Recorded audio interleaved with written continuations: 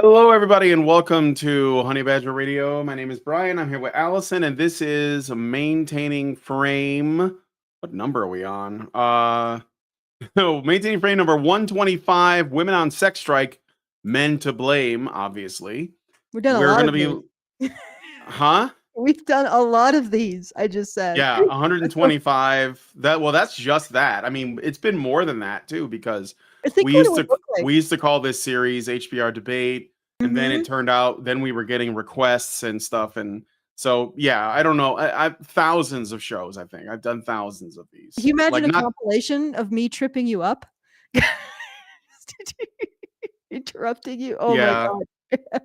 Well, Imagine. AI is going to get to the point where it can go through our entire catalog and just you can just select, all of the rants compilation. It'll put it together, probably, Mhm. right? Yeah. So, Yeah. um, No, but, yeah. yeah, it was this is, yeah, and, this is a twofer, so we're gonna We cover. we're gonna do the first thing we're gonna release is gonna be a right compilation, and it's just gonna be Karen saying right, and it's gonna run for like 10 hours. Right, And right, I know there right, are people who watch us that will like absolutely pay to watch that. So there you go. right. But the AI is not ready yet. It'll be We're our not first there yet. Yeah. $50,000 request. Yeah. Just 10 hours of Karen saying right. Oh, man. Okay. So anyway, we got for you guys a couple of requests from our subscribers. One Actually, is, one are we patron, just Richard doing the Bear. Yeah. one oh but he did both requests? Yes, he did both requests. I'm still waiting on perhaps the Great Indoors will do a request, but he's still trying to figure out. He He sent is, you an audio thing, didn't yeah, he? he's sort of a connoisseur of requests. Like Richard Bear is like, yeah, just give me a burger. He likes the slop. Yeah, the Great Indoors is like, no, my requests must be of a refined palate. So it may Yeah. take him a little bit longer to figure out what he wants. Yeah, but this slop is. You say Richard likes the slop, but then so do a lot of these women's subscribers. They're and Hannah Cox, Hannah Cox. Hannah Cox is probably going to. She's probably going to blow up. Honestly, at some point. Oh, for sure. Yeah. I mean, I think so. I think Mhm. so. I don't know. Hannah Cox has it's what I'm noticing is that there are very few people who are actually like operating in this conversation. I've always seen this ever since I started doing this. I've always seen this as I want to encourage a discussion that's productive and at least somewhat serious. I mean, like the longer I do this, the more I realize that like the overwhelming majority of people that are involved in this discussion are neither of those things. And I think Mhm. Hannah Cox is one of them. I think that most people they have a brand. They're like, this is my brand. I'm playing this Mhm. character. I'm LARPing as this thing. I have to, like, and that means I have to lean into this construct of a person I've made, this persona, my online persona that I have to play. And they do Mhm. that. And Hannah Cox is her persona is I'm the reasonable, like feminist libertarian. And so she has to stay in character for that reasonable feminist libertarian and essentially gaslight people into thinking that she is like reasonable or libertarian while Mm. just really just being a feminist. And a lot of the stuff that she advocates for is anathema. It is an aberration to anyone who actually understands libertarianism, but we still have to play along like she's the libertarian option.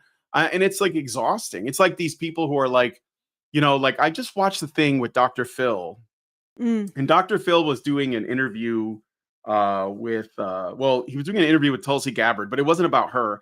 He basically was talking about how, like, I'm the kind of person that remember when 9/11 happened, there were no left and right. There was just Americans. And I was like, no shit, Dr. Phil. You have a PhD to tell people that like people are normal, like most of the time. Like, it's just like, this is not elevating the discussions about anything. And it's really frustrating.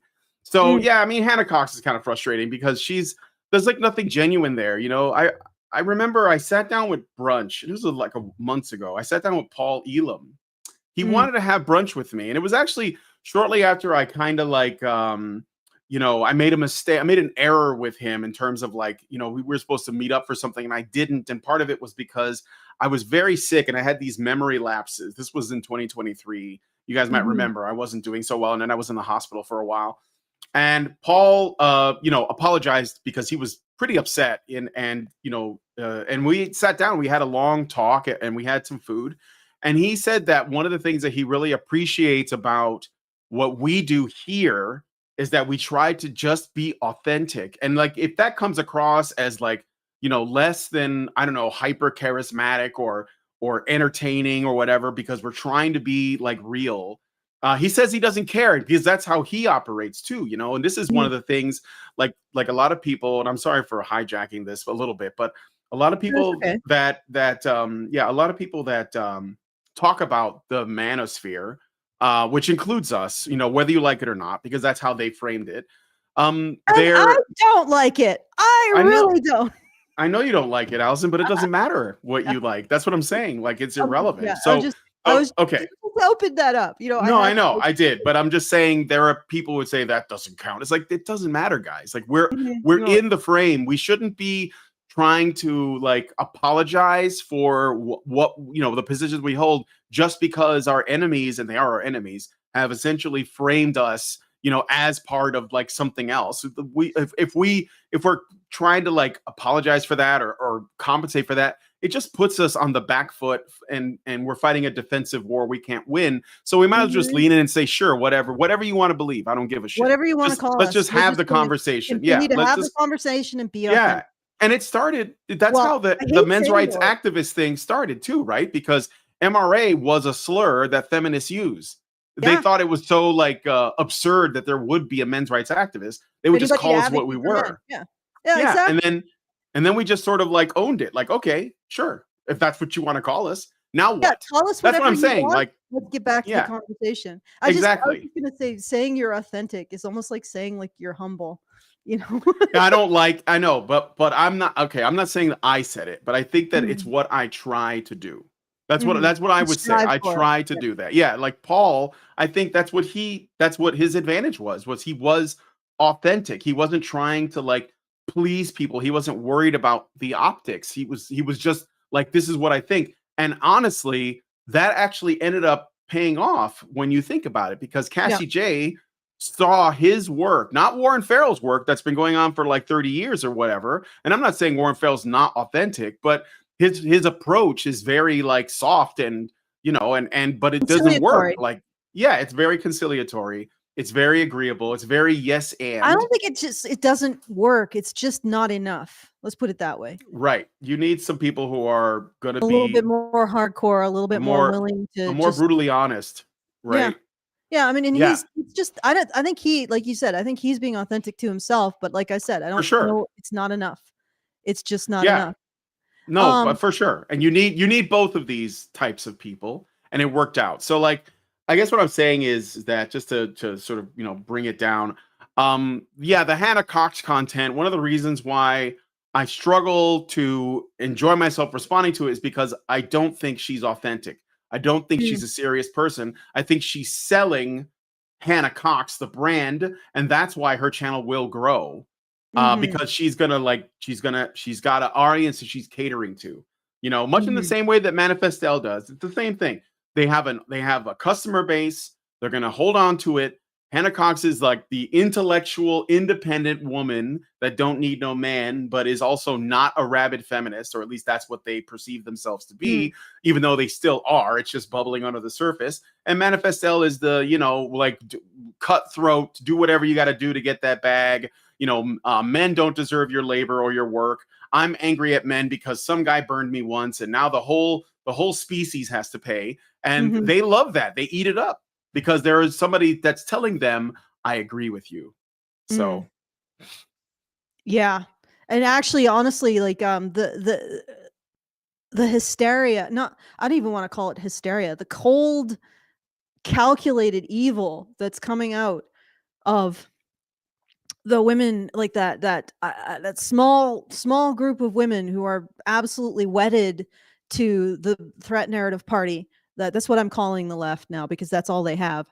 Um, like they're starting to get really freaking creepy and also frightening. Have you seen? Like I sent you. Yeah. Yeah, they're starting. I showed it to Lindsay. Do we want to talk about that on here, But or a little bit, not too much, because all we right, do have let to me get into see. the video. Let me grab that link then, because I think it is worth mentioning. I was gonna do it on the news show. I think the news show is gonna be freaking Or we can packed. have like, because we're gonna redo the or not do again the response to the Trump victory among the feminists. More of them, yes, more Yeah, of them. I was thinking of, I'll ask Karen if she wants to come on tomorrow and we can I'm cover sure Karen that. is like she's like re-energized. All Oh right, so yeah. let me show you all. Okay, so I'm gonna share the video here on the for the people that are watching on Twitter. So hold on a second. All right, so this is a tweet. Let me just sorry, hold on. This is a tweet from somebody named I Mean Therefore I Am, and which is hilarious. And it's a video, and he says, "Holy shit, Karens lost their fucking minds over Trump's win and launched MATGA, short for Make Aqua Tofana Great Again. Aqua Tofana was a powerful poison in 17th century Sicily, sold by women to other women seeking to escape abusive relationships by discreetly poisoning their husbands. First, Karens on TikTok and Instagram kicked off the 4B movement, which Allison made a video about Mhm. already, and we've talked about a little bit in the Yep. past on this channel. Refusing to marry, have children, date, or have relationships with men, they started wearing blue bracelets and getting blue heart tattoos to recognize each other in public as Harris voters. And this soon evolved into the MAGTA movement. What the actual fuck? The first video got over 1.3 million likes. And do you want me to play it? It's like an hour, 2 minutes long, I'll but give it's you a on summary. X. Basically, it's dramatizing the idea of poisoning men, killing men. Like this Yes. is their political commentary on all this. And of course, they also have the usual self-righteous bullshit about men controlling their bodies because people don't want to pay for them to abort their children after having, bare raw dog sex with, whatever the top 20% of men on Tinder. Like, yeah, that's not people controlling their bodies. That's people controlling their own pocketbooks. Okay. They don't want to spend it on your recreational sex. Right.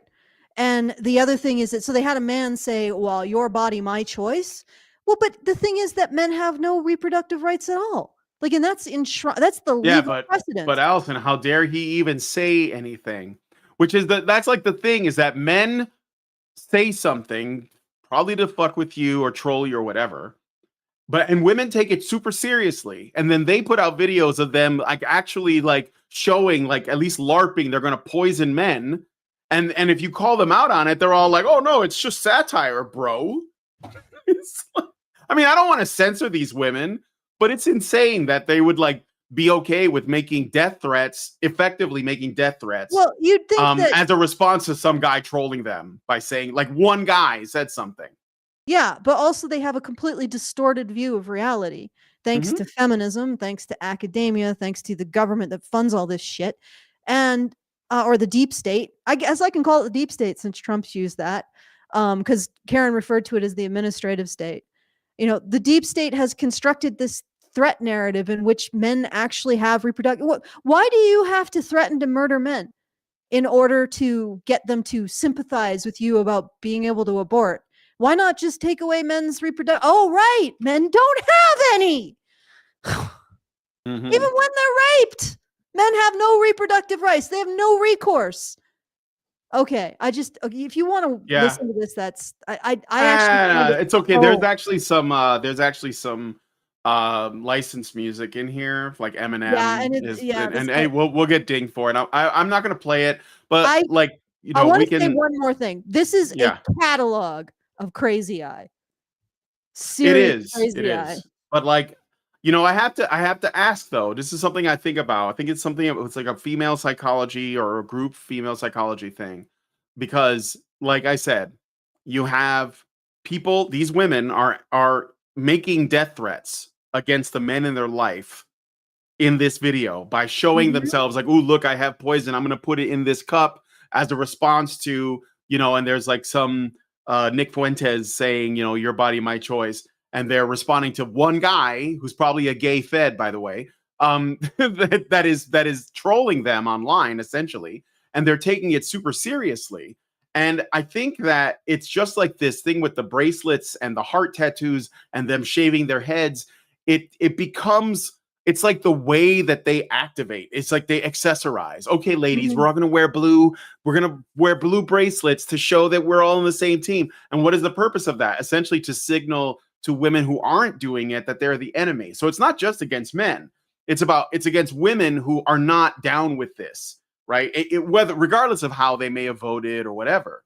And it's them, like the ladies on The View, they all wore black the day after the election. They were like, and it's like, I made a joke with my wife. I was like, this is what women do. They, men, they like go out there and they organize, and women, they accessorize. Oh, we're going to wear bracelets today, ladies. We're going to dress up like Handmaid's Tale costumes. We're going to wear all black, And I'm just like, it's not doing anything. I mean, it's like, it's got its place. I'm not saying that it's useless, but this is like the wrong arena for that. And it's just, I wonder how many of these women are seriously like taking this whole thing seriously, and how many of them are doing it because other women are doing it and they just want to belong. And that's what I mean, like the bracelets and the tattoos and we're all friends now, the sisterhood, etc. I just wonder how much of it is actually authentic, and how much of it, authenticity. I think I saw an infographic, and I think 54 or 52% of non-black, non-white women voted for Trump. And when you look at white women, it's like 70% plus. So how many women does this actually represent, especially if they're white? Like they're a vast minority. Well, I think the majority of women who were for Harris were actually the college educated women. So yeah, but they're a minority. So this is they are, but I'm saying that's telling you where this comes from. It's the more educated, college educated women, the modern college educated women, not the moms, not the grandmas, not the women who maybe like they didn't go to a big university, maybe maybe they just have a high school education, something like that. So something that occurred to me when I was watching all this, and I was talking to somebody on Twitter, because I saw that the Great Indoors talked about, the repealing the 19th is seeming more and more sensible, reasonable. Well, to be fair, if you left it up to women, Trump would have won at this point in this election. Let's be fair. But having said that, what I realized after this election, and it's one of the reasons why I told you guys that it gave me a sense of hope, is that I think men won this election. And when I was talking to somebody about this, they brought up the usual, if you lost 80% of men in a war, you could rebuild your nation with all the remaining women. Of course, you wouldn't really have a nation left, but regardless. But I was thinking about that, and I was thinking, but if a party lost 80% of the male vote, they'd be gone. Yep. So it's almost like, and I know this is a really radical thing to say, it's almost like giving women the vote didn't give them the power of men. It actually gave men the power of women, as long as men rise up and start recognizing their own self-interest in the political landscape. Because that's the other thing that has to happen, and I think it is. And it's happening because let's face it, the most consistent narrative from the left is that men are bad. Yep. That's the most consistent messaging. And then they're surprised when men didn't vote for them, not even their own men. This is the great thing. Like, not even liberal men, not even men, Democrat men voted for the Democrat Party because that message was so toxic. So anyway, I just wanted to put that out there so people could cogitate on it. And let's get into the video. All right, well, let's go to the video. Okay, so this is Hannah Cox. What is this freaking thing called? I don't know, whatever. She's responding to the female response to The Trump thing. So what these women on TikTok and Instagram Did you get an answer losing their shit. Did you What? get an answer for your question there?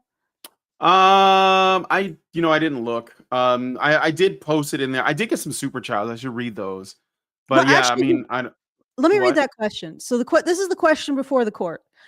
What specific parts of these videos should we focus on? Hannah Cox talks about what she dislikes about Trump, the women's response to this, and the red pill bros. Which is your preference? I could tell you my preference. I don't give a crap what Hannah dislikes about Trump, because for me, this isn't about it isn't about Trump winning. It's about men making that happen for me. Right. No, that's why I asked it, because I don't really. Although I will say this. I think making it about Trump is a distraction. I will say this. That's all For I'll the say. first time when I've watched him speak, and it was about the free speech issue, although I'm a little bit honestly, I'm a little skeptical about his proposal to have a bill to say only 2 genders, because it sounds like that's close to top-down censorship, but we'll see how that plays out. But when he was speaking on free speech, I remember I was watching him, and specifically I was watching his eyes and his presentation.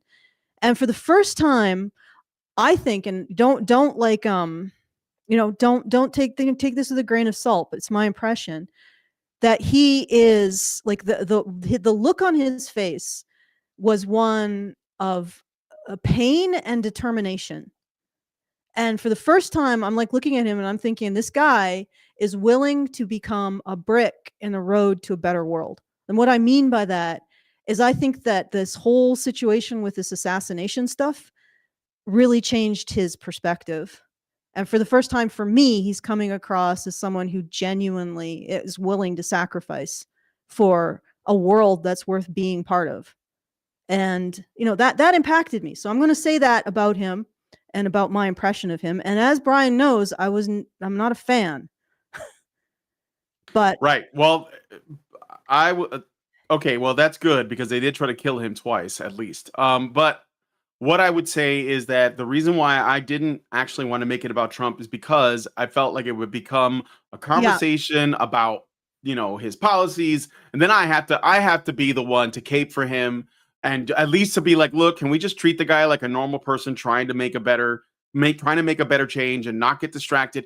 But the thing is too, and I'll just say for the record, because I don't want to deal with Hannah Cox's impressions of Trump, but I will sum it up I'll sum it up in a simple fashion. She says she doesn't like him. She says there's a number of reasons. She doesn't list one. So I don't have anything to go off of, except that she's a libertarian, so she thinks both options are bad, which means she thinks that essentially she's made the perfect the enemy of the good, which means I can't really respond to that either. And I say that as somebody who has a lot of sympathy for libertarian principles, but I also live in reality where that's just not a thing that we're going to see in our lifetime, because the only way we're going to get to a libertarian or even close to a libertarian like existence or government structure is if we essentially put men in a better position in our society. So that's why libertarian feminism, which is what she purports, it's a complete like oxymoron, because men can't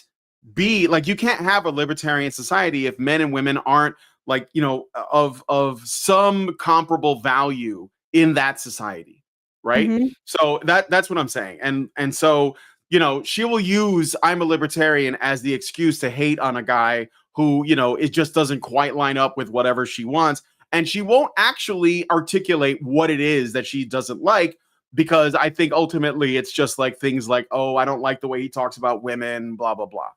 So, and I mean, for me, like, we're way past that. I just don't care. Like, I just don't care what you think about how people talk. So, but anyway, I got some super chows I should read before we get into the video. So Richard Bier gives us $5. And he's the guy who requested this. And he says, I found why there are around 220 million missing votes for Harris. It nicely matches the number of flat pack cuck chairs that have been delivered during September through October. Turns out that the one who sits in the cuck chair isn't the one capable of assembling it, and the cuck's wife and her boyfriend aren't helping him to do so, and therefore he couldn't get to the polls because he was too busy trying to decipher the instructions where every page was in a different language for inclusivity reasons, and sorting out the various parts and fasteners, as well as having difficulty with the use of tools. All right. Thank you for that, Richard Bier. Very that's a decent theory. I think that you might have something there. Then we got Albatross. I think this is the one that's on the screen. No, Great Indoors. Albatross is gone already. So I'll just have to read his now.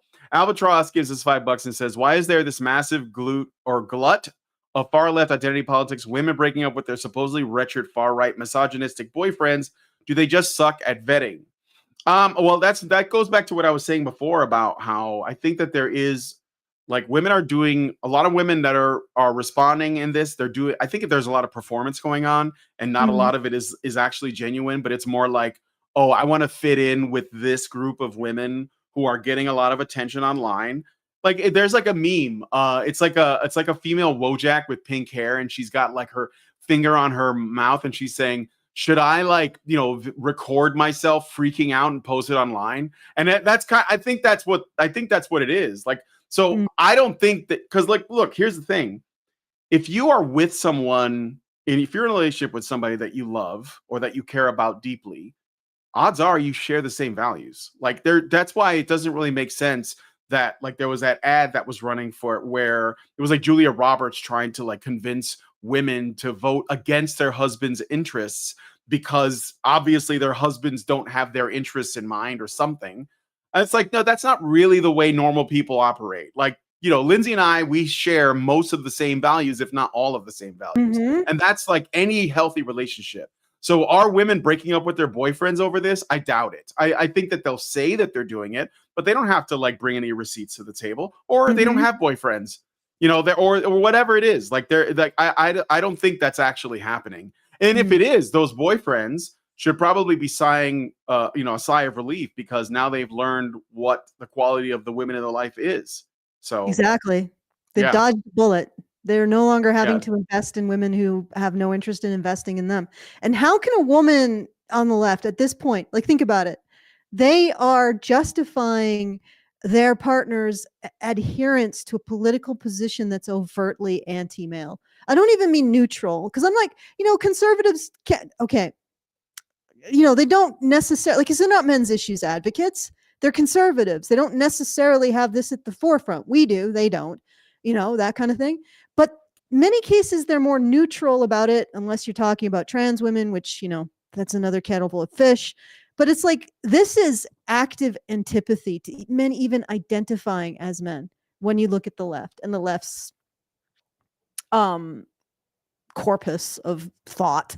I mean, they're the left, in a left-aligned psychology has developed this concept of masculine ideology, which turns actually identifying as a man into a political position, which incidentally they think is wrong. So it's like, how can you expect a man to adhere to people who hate them? Right? It's actually really toxic. And if she's kicking you to the curb because of that, I know it may be painful now and maybe for a few years, but you don't want that in your life. Like, no, you don't. You're never going to get what you want from a woman like that. And that is respect, love, and desire. Not true. Yeah. So anyway, thank you for that. And then I got The Great Indoors. He gives us $5 and says, I'm sorry, but shaving your head bald or in an edgy haircut was seemingly already a pretty popular thing for women to do. Check out YouTube channel TA77 for the video thumbnails to see what I mean. Maybe later, but thank you for that. No, we know that, but like, I think that, again, it's just, this is, I think it's mostly performative. I mean, they'll do it. Like, it's like, because they got nothing to do. But I think a lot of this is women just trying to get attention in different ways. Like, in fact, like the attention economy, which is basically what social media and the internet is, it's dominated by women, and they're all approaching it from different vectors. And I think that Hannah Cox is just operating in another vector. She's virtue signaling libertarianism, which is probably like less realistic than communism at this point because of how fucked human nature is, especially female nature. So like, because, Karen, who is probably one of the most hardcore libertarians I know, she spoke at a libertarian conference or something, and she said that if the libertarians are going to like sort of grow in terms of their validity, they're going to have to attract women, and the problem is women by their very nature are not libertarian. So it's going to be, and she was warning them, like, if you get women involved in your movement, they're going to try to change it to be not what you guys are aiming for. I think that libertarianism at this point, it's just another virtue signal. It's just another way for people like Hannah Cox to sound smarter than everybody else. And there's really no substance there. I'm sorry, but I like the idea. Like where I live. Let me push back on that a bit. Okay. I think this is a step towards recognizing men. Like, and again, this is something that I think men have to do for themselves, is to start to develop their own platform, right? And their own personal interest. And like I said, that whole exchange, and then me realizing that this may be a situation where men actually have more power than I ever thought, and maybe they didn't think, but they have to actually get out, they have to vote, they have to understand their own interests, and they have to have no shame about advocating for them. No shame, like none whatsoever. And maybe this whole situation, the left becoming so virulently anti-male, and the reason why they're so virulently anti-male is because the only thing left on the left is a threat narrative protecting the deep state, and a threat narrative needs a villain, and that villain has to be men. And when you create a villain out of men, you cannot recognize any of their vulnerabilities, because that destroys your threat narrative. So it's like men need, like, that maybe waking men up to their own self-interest. And you got to do it. Like, this is something men have got to do for themselves. They've got to wake up to their own self-interest, be shameless about it, be shameless at advocating for it. You have every right to advocate for your own self-interest. Every right. And here's the other thing. The left not only is overtly anti-male, in my opinion, it's actually also anti-female at the end of the day. Oh, and yeah, it has to and be. I'm not saying that this is more important than them being overtly misandrists. They don't care about women.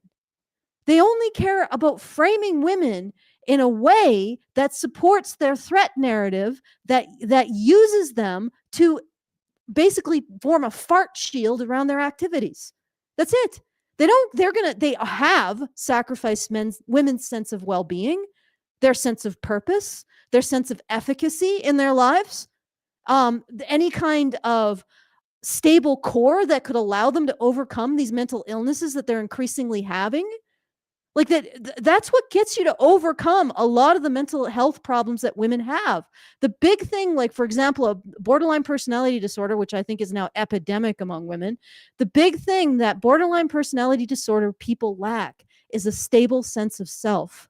And you get that from external standards that you're held to and that you strive for. You develop that from those things. And the left strips women of all of the tools to maintain and enhance and improve their mental health, starting with the recognition that the very biggest causal factor, the biggest thing that a woman can do to improve her likelihood of being happy is settle down with a man. And then the other thing that a woman can do to improve her chance of being happy is to integrate men's ways of knowing into her expression, like being able to be stoic when it's called upon, being able to look towards what you can do to improve your circumstance when that's called upon, being able to see yourself in terms of your achievements and your external standards. All of that is absolutely important. It goes on and women's mental health. That's okay. I'm trying to find the spot to like play it from, but go ahead. They strip all of that from women, every single speck of it. Every single speck. And they don't give enough back to justify it at all. So, I mean, yes, this is but this is the funny thing about men and women. What you do to men, you eventually do to women. Yep. And this is where we're at. Okay, so let's listen to what Hannah Cox has to say about all this. I was just trying to find the first time code while you were talking. I wasn't trying to be, that wasn't a passive aggressive thing at all. No, it wasn't. Okay. But anyway, I'm skipping because that would be that I wouldn't do it that way. I would just say, Allison, let's move on. I'm jumping ahead to where we get these reactions and get her reaction to the reactions. So here is some of the absolutely totally sane and normal women responding to the Trump victory, which I think a lot of this has to do with the fact that This they is had not no tea. idea that this was coming. But I got another super chat at the last second from Richard Bier, who is the sponsor for this video. $5. If you sincerely believe that you are a target for oppression or violence, why would you do anything to identify yourself to the rest of society that you are a part of the targeted demographic? Something about being compelled to wear certain symbols on armbands or pinned to clothing as prescribed by a government doing the oppressing is coming to mind. Do they believe that their special identifying items will be completely invisible to everyone else and only be seen by the like-minded people? No, I think that's just another incarnation of attention seeking. So Mm. now you're doing it in the real world. So if you have like one of those, like a blue heart tattoo, and another girl sees your blue heart tattoo, and you get make eye contact, like they have this fantasy about like this, like this women rise up thing, like from The Handmaid's Tale. Wasn't there like a thing where the handmaids rise up or something? Like they're just living in a young adult novel. That's what it is. They're living in a young adult novel, and they're ready to fight, like, the oppressive regime. And the truth is, they just weren't prepared for what happened because they were in a bubble, and they have no concept of why things went the way they went, because Mm. they were listening to the cathedral that was telling them over and over. Mhm. They were gaslit into believing these lies. And when it came out this way, they're like, oh my God, the whole country is evil. So anyway, let's get to the reactions. Someone tell me. I can tell you one thing right now. Marriage is the farthest thing from on the table currently. So they screwed the pooch on that one. Oh, okay, wait. Like, was it ever on the table for a woman like this? Yeah, I don't think that it was. That's what I'm saying. Like, this is like, it's easy to just be like, now Okay. I'm not going to date men. It's like, well, yeah, but you weren't dating them probably anyway, But or at least also- not seriously. Also, okay, let me try to explain to you guys the logistics of what's happening with men in the dating sphere. Like, I think 2 years, and that was a couple years ago, 10% of men, full 10% of men in like a year and a half decided to opt out of it. And it's higher now. It's probably much higher. Okay, so men are opting out. The likelihood that you're going to get married, is 0. And it's not going to be because you did a strike. It's because it's not an option for you anymore. Like, seriously, the men who remain seeking a woman are not seeking you. Like, are they? Yep. No, they're not. Like, yeah, I mean, like, essentially, it's like, thanks for telling us, but we already knew. Like that, like. Yeah, but what I'm saying is that she isn't like she's boycotting somebody who's already on strike. It's like they're already I'm not even interested. Yeah, it's like, I quit. No, you're fired. Yeah, no, I fired you like 2 years ago, lady. Like, Yeah. the average man, I fired you 2 years ago. Now she's waking up and she's like, well, I quit. It's too late. And You're they're not already gonna they're not gonna desire the men who voted like for their party. Like No.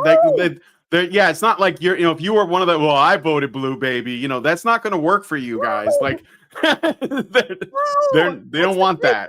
Like, it's like Do you remember the trucker protest? They're so rugged.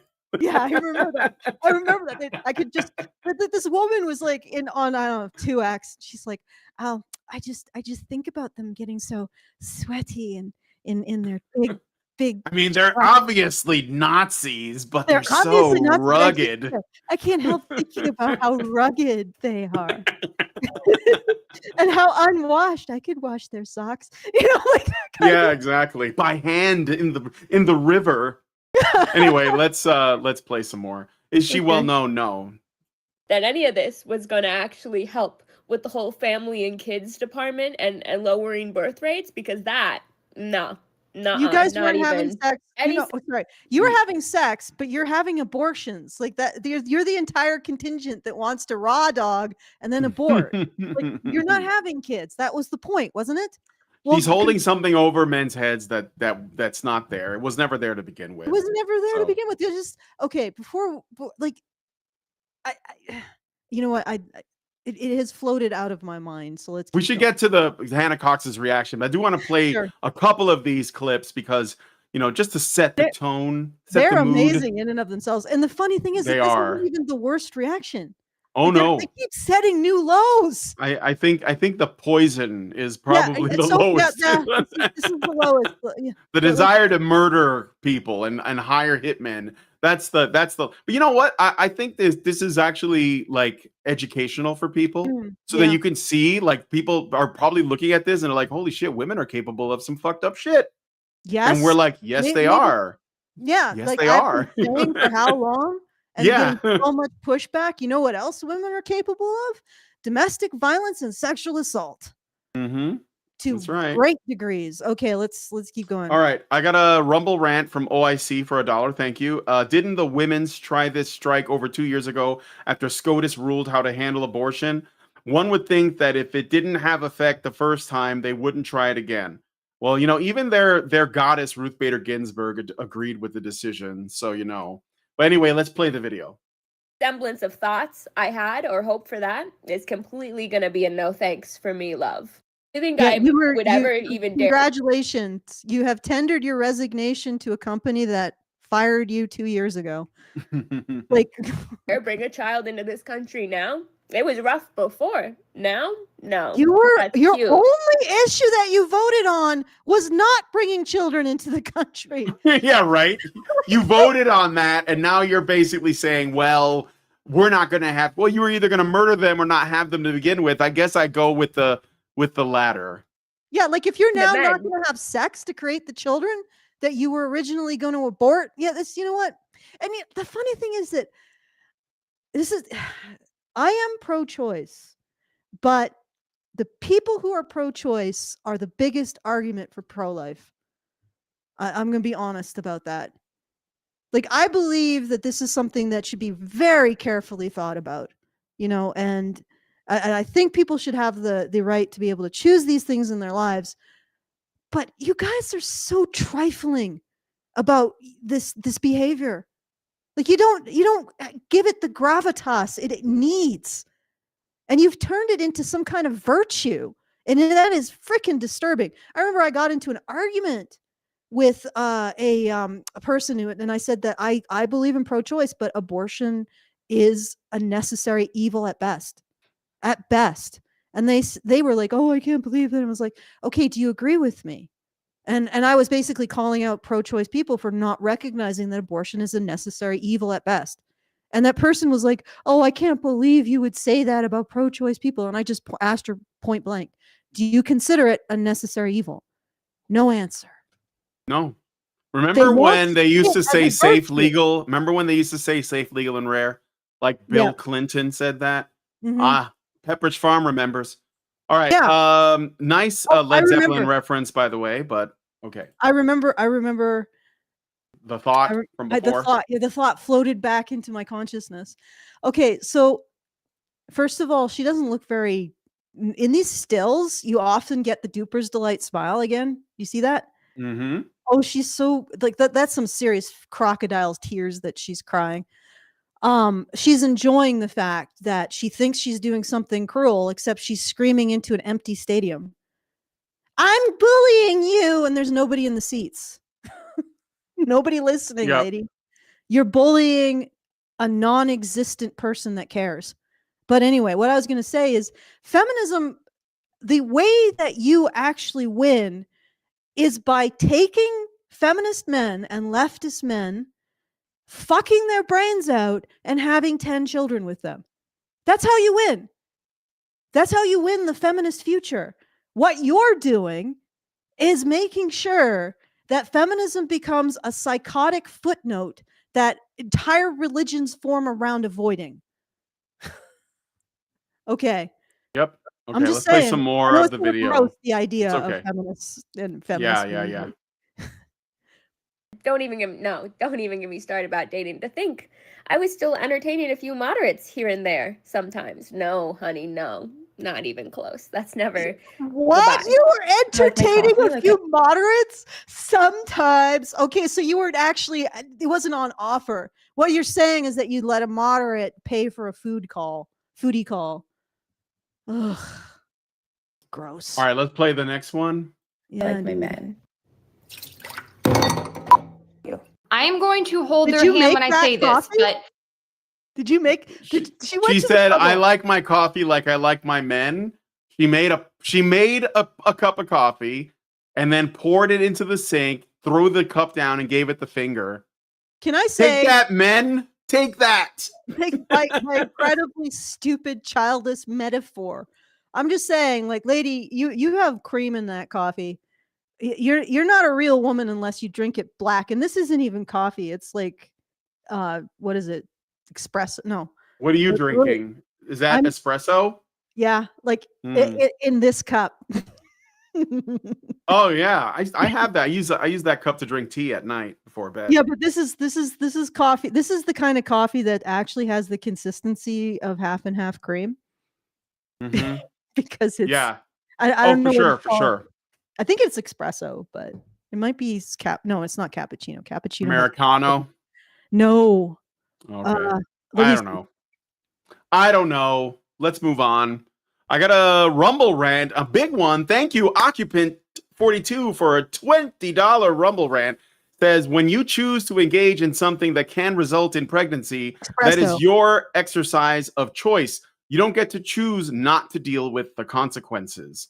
Thank you, Yeah. Occupant 42. Yeah, I mean, like, we have to face facts. That's the reality. So, And people Um, saying that they don't want to pay for your post-conception abortion post-conception birth control methods is not them controlling your body. It's them controlling their own wallet. Ugh. Okay. all right, let's play some more. This is Hannah Cox. Yeah, She so says, I'm finally going we to got hold. Hannah Cox. We get to Hannah Cox, and she says, I'm holding their hand when I say this. making yourself physically unappealing is not going to fix things politically. It's actually probably just going to make you feel worse about yourself and further your mental health issues that you are clearly experiencing. I am all for pushing back on beauty standards when they are unrealistic or when they are inauthentic to you or that keep you trapped on a consumerism treadmill. But I also know, as much as people don't want to hear it, that ultimately people tend to listen to and trust attractive people more. So if you want to organize. Do you think she's talking about herself a little bit there? Like, take it from somebody who knows from personal experience. People listen to attractive people more. Is Hannah Cox throwing shade at these women? Like, okay, so she doesn't really get that much deeper here, but I will say that what she is essentially saying is that she's approaching this from the perspective of what is expedient to these women. Like, what is going to get them to the thing they want, which is essentially just access to abortions, which they don't not have access to now anyway. Like, there are no calls for a federal ban at any reasonable level. That Trump had never had the intention of doing that. He always wanted it to go to the states, just like most things. This is what it was supposed to be, not a big federal thing. We knew that Roe v. Wade was bad law anyway. It needed to be overturned. Like I said before, Ruth Bader Ginsburg herself said, this is bad law. It's not sustainable. And sure enough, it went away. And I think that what these women are doing is essentially just throwing tantrums. They're like children. If you've ever been a child or been with somebody who has kids and you go to a department store and you avoid the toy section, this is when toys were cool. And or your child or the child will throw a tantrum if you don't buy them the whatever toy they want. And that's what these women are doing. They're throwing tantrums because they want access to something that they may never even actually use. They may never actually exercise it, but they can't stand the idea that anybody else is having an opinion on it. And they're throwing tantrums. And Hannah Cox is treating it like a legitimate, political position that they should be fighting for, and that they're just going about it the wrong way. So she's essentially arguing from a kind of like consequentialist perspective, as opposed to saying, well, why don't we try to understand why things went this way and explain to these women that maybe this isn't as bad as you think it is. Like, if it's just been sent back to the States and you don't like the way your state has laws, then maybe you should relocate, because that approach has always been the United States From your local governance. Yeah, Get or involved. try to get it changed in your local government. But like, you know, cutting off your nipples and shaving your head and like covering yourself in tattoos and yelling and screaming and crying and throwing coffee is not going to actually Yeah, but affect policy. It just makes you look like a child. Yeah, but Brian, actually making an effort on the local level or in your personal life to go where you have local support, that's taking responsibility for yourself. You know, that's just for men and oppressed people, you know, not for women. Okay, let's keep going. Mm-hmm. All right. Let's play some more. Organize, if you want to build coalitions, if you want to lobby for or against legislation, you don't have to be like the most beautiful person in the world, but you do kind of need to be presentable. You do have to look like you groom daily and that you aren't crying in that shower while you groom. Like, truly, I do not understand how these women think they are hurting. What Is the this? fuck trifling bullshit is this? It's kind of weird, isn't it? Like, kind of like that's what I'm saying. Like, she's not talking about You're having like a the subject. She's spaz talking about about the way the women are reacting Yeah, I mean, instead of even saying, I'm you like know, almost inclined to defend these women. Like, yeah. whatever. Can we analyze their actual position? Do we have to analyze their lack of, I don't know. Well, they're not even really like, they're just saying things like, I'm going to shave my head, or I'm going to put a, like, if they're already doing that, then they're already kind of like, they already have problems. You know what I mean? Like, if you're already at the point where you're like, I'm going to shave my head, I'm going to put a tattoo, I'm going to stop bathing. Like, they already have issues that need to be worked out before this. Like, this has just pushed them over the edge in some way. You know what? I don't So- even think Hannah Cox is really ready for the implications of this election. Because if No. I'm right, and I think like a lot of people are noticing this, we're seeing the very first time, like genuinely, that men are deciding an election. And there are women supporting them too. And there are women supporting them. Yep. And like the idea of a collective awakening of men, they won't need to have to appeal or even think about appealing to women like Hannah Cox.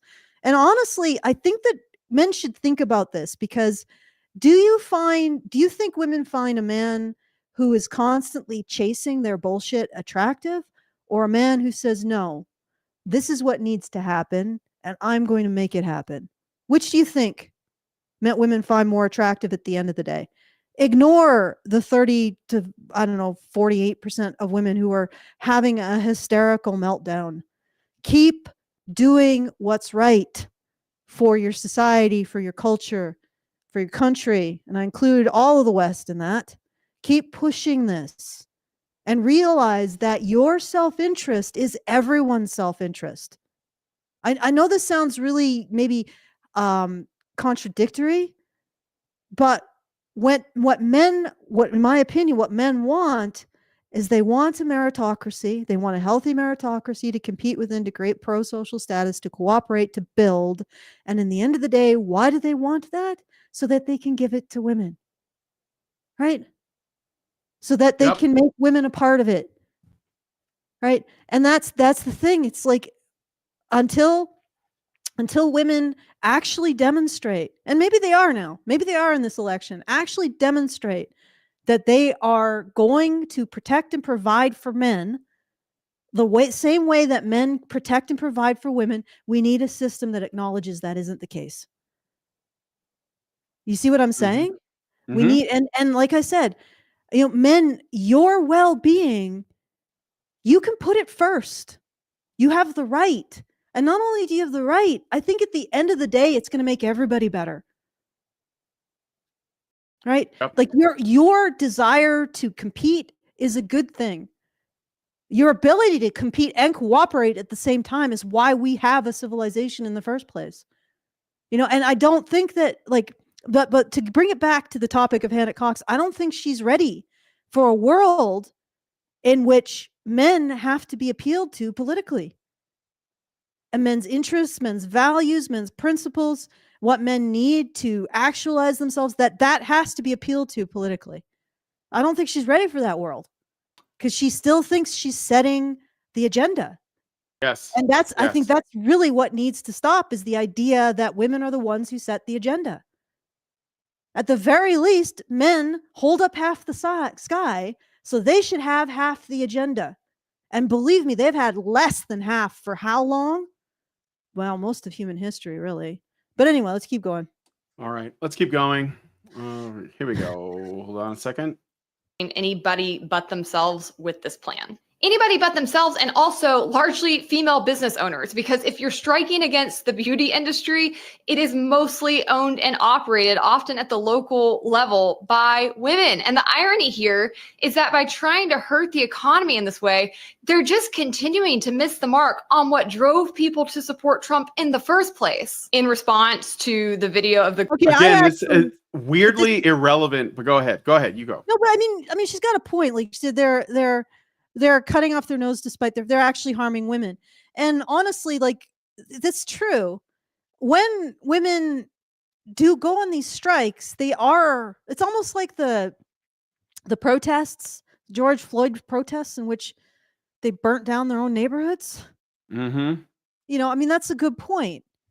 And yeah, okay, that's all I wanted to say. It is a little bit rich that she said earlier in this very same video that she doesn't like agree with, unrealistic beauty standards and consumerism, and then goes, well, why aren't you buying makeup? Like, it's like, what? I don't know. It's a bit weird to me. A bit weird. Yeah, it is weird. It's a bit weird. And also, I didn't really hear, like, I don't think this is like a symptom that you're talking about. It's not really the important part, but okay. Mm-hmm.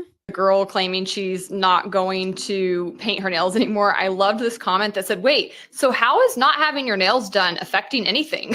Like, the logic is not strong here. And another person said, I can't begin to count the nail appointments I've canceled under this administration and economy because I couldn't afford it. Looking forward to getting my nails done and a chiro adjustment next year. Like, whoosh, the point goes right over their head. People largely voted for Trump because they were economically desperate. All right. Can I just say I know we're not supposed to talk about Trump. I'm not going to talk about Trump, but it is also really interesting that these women are talking about some of the most luxurious shit that they're going to like miss or enjoy and Hannah Cox is saying they voted because they were economically desperate. Well, yes, but also it just was the right thing for most people. Like closing, like the immigration affects the economy, right? Inflation affects the economy. Where we get our energy affects the economy. People wanted to be able to afford things. It's not like they're economically desperate, so they went for the Hail Mary pass and they elected the guy that's like the worst for whatever reason. No, they looked at what was practical and pragmatic. This guy's going to help us, has our interests in mind. This other person is interested in funding foreign wars and throwing our money all over the place, except for where it needs to be thrown, which is, like maybe let us keep more of our own shit. And that's it. Like, and these women are like, oh man, my nails though. It's like, what about my food? These none of it had to do with misogyny, but that's what I wanted. It's completely like the left makes it, or the threat narrative party makes it about misogyny because that's the only thing they have, because they really are about subjugating the minority, subjugating the majority. Like this minority of deep state, or what did Karen call it? Not association state, the administrative state. Yeah. The minority of this bureaucracy. Like it's like toxic bureaucracy. And they are using this women as a threat narrative in order to defend their own interests. That's all it is. Like they're just, this is the lie that they're hiding behind. And you can see look at the campaign on the other side, why people are voting for Trump. It's because of the economy. It's because of the wars. It's because of the emergency response that was pathetic. Okay. It's because the government doesn't appear to have the interests of its own citizens at heart, because again, it has become a bureaucratic aristocracy subjugating everyone else. This has nothing to do with men and women. The left's the left makes it that way because they have no moral foundation, no moral platform to stand on. And what's interesting is that she's not going to cover the really extreme and psychotic reactions of women. Now, so I was right. I didn't actually watch this. Brian watched this, and sorry, spoilers, guys.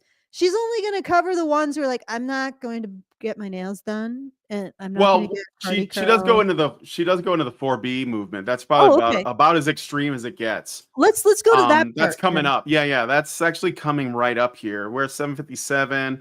It's like one. I think it's very close now. We don't cover the whole freaking video because it's too long. No. We're just gonna do the 4B thing. I think there's like one other section that might be okay.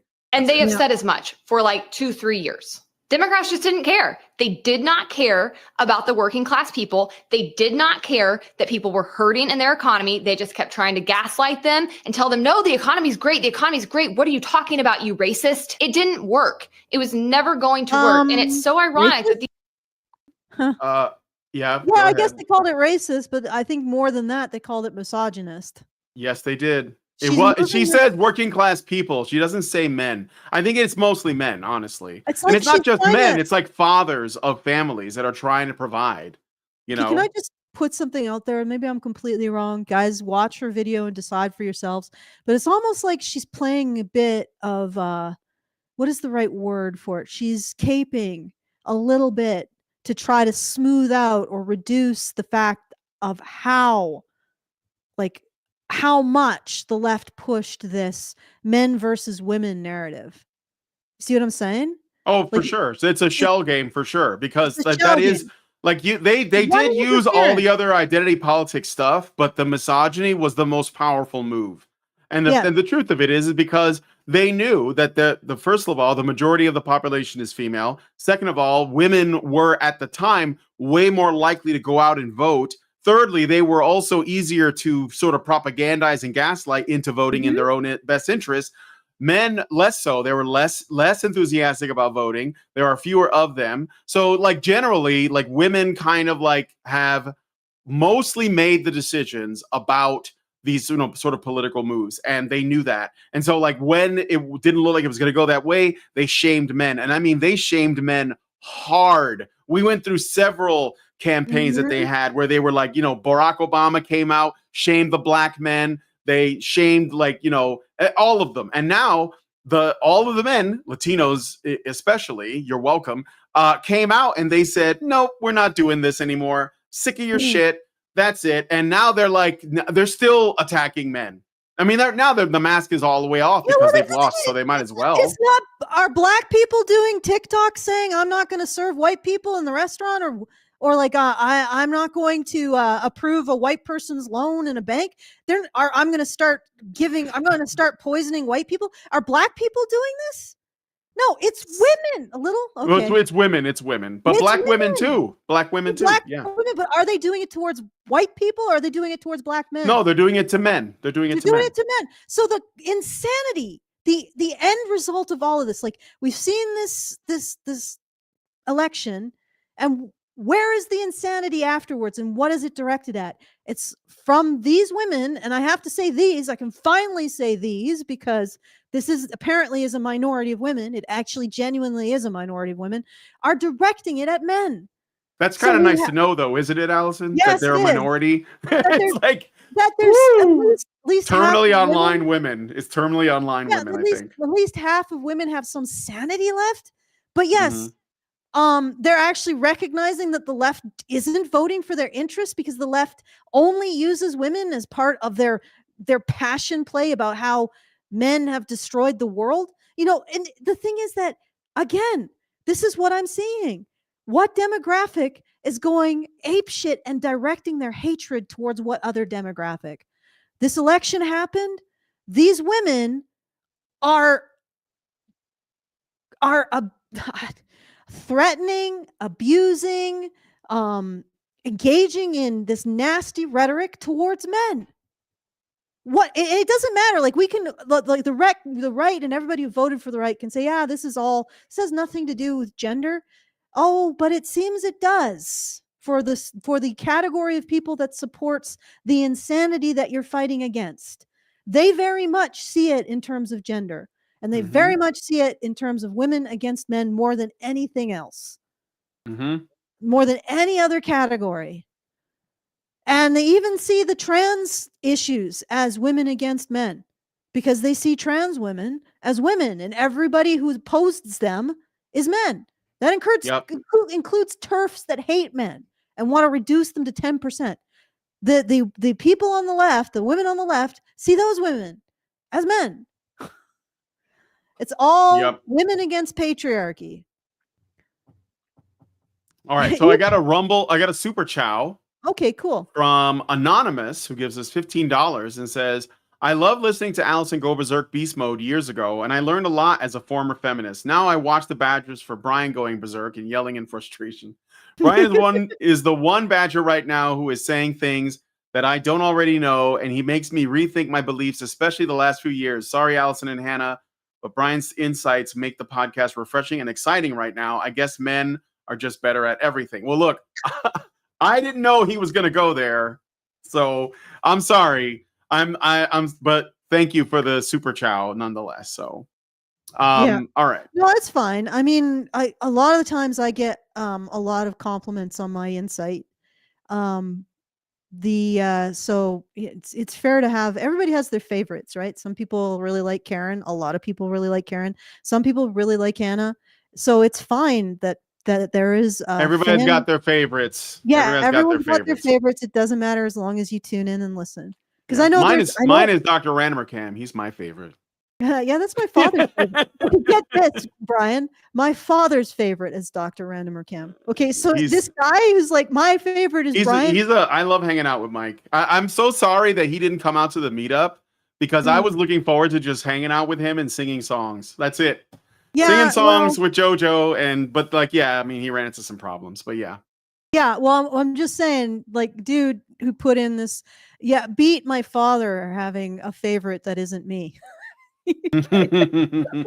Although, I gotta say, like, if going back real quick to that free speech thing that Trump put out, that video, if that happens, like, and it's not only like, because it just sounds too good to be true, like Lindsay was tearing up at it, but if he can get the Department of Homeland Security off our ass, and that we're able to like remonetize our content, like Mike should have a million subscribers. Yes, like he's like so talented, so maybe I don't know.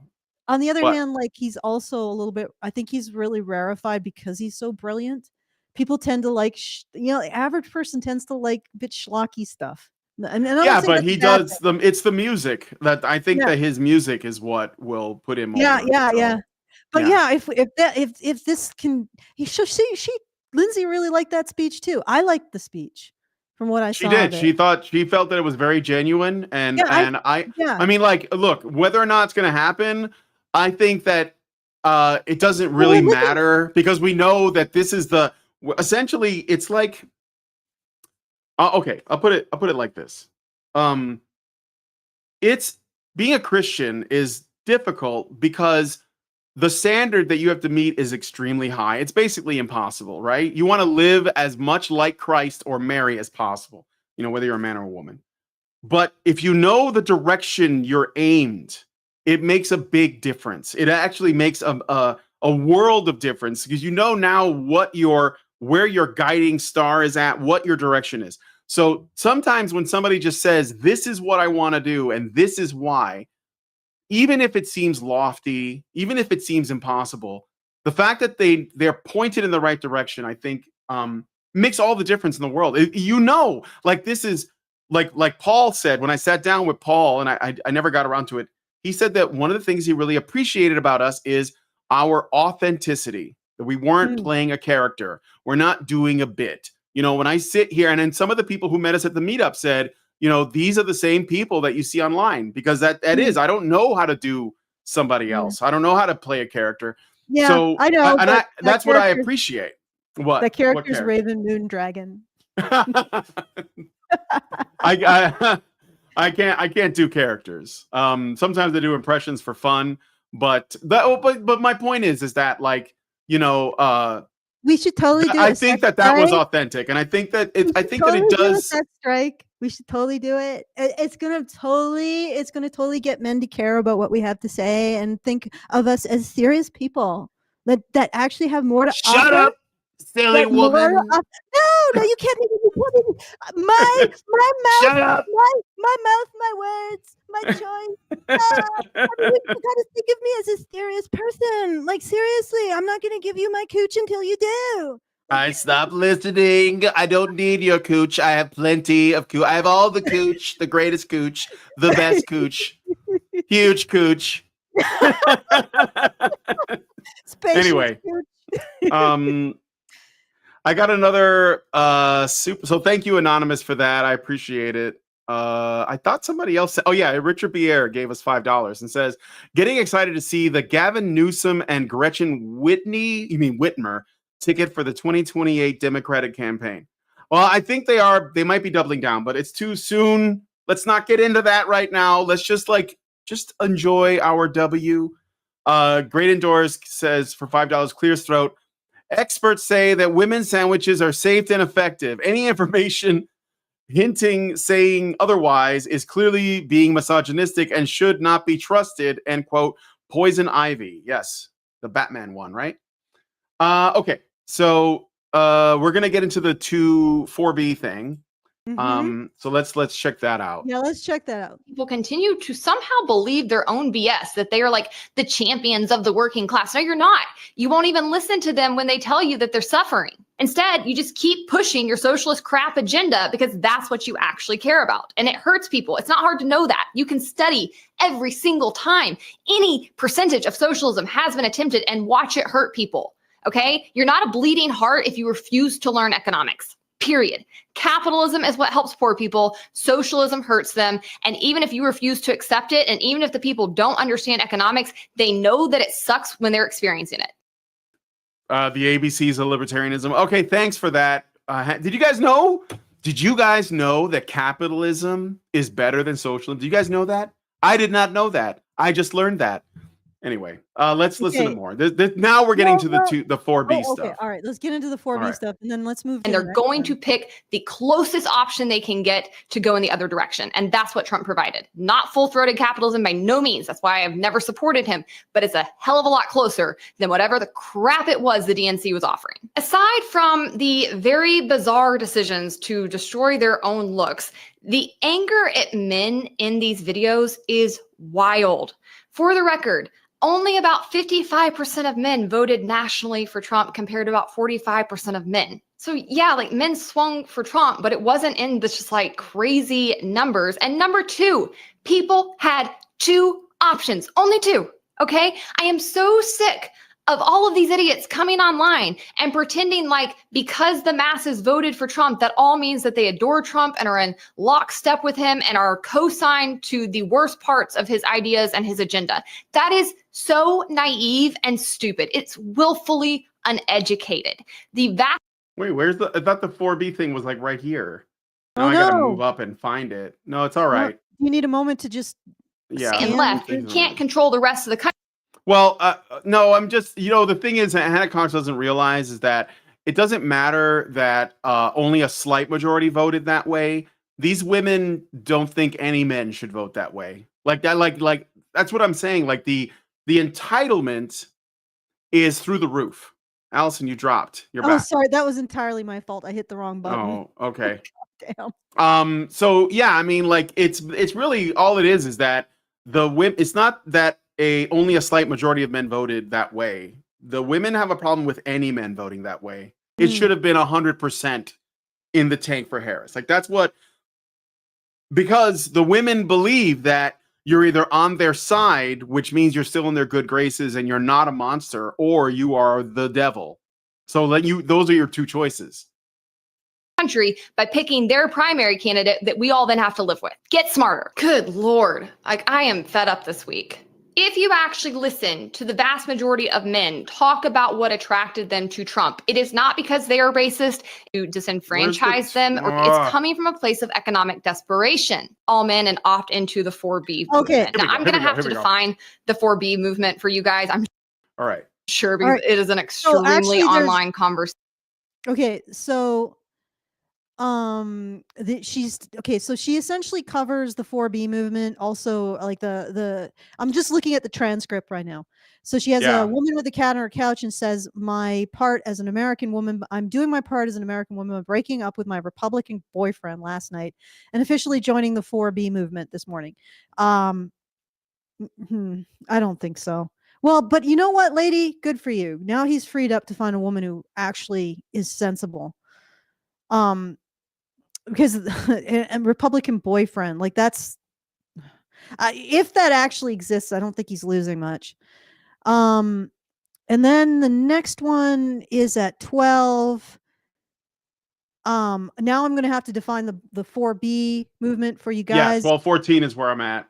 Yeah. Okay. You want to go with that then? Yeah, we'll start from here. Play it from here. But here's a quick summary. The 4B movement is a feminist movement from South Korea that emerged around 2019 as a response to traditional gender expectations in a highly patriarchal society. No. It refers to forward jack. Oh, you don't think it is? But Hannah Cox said so. She's the reasonable feminist. Oh The God. 4B movement was obviously a response to gender roles and misogyny. From in South Korea, it's really bad, guys. it's South Korea. I want to South see Korea said to Saudi Arabia, "Hold my, chai tea. Let me hold my pho." This is retarded.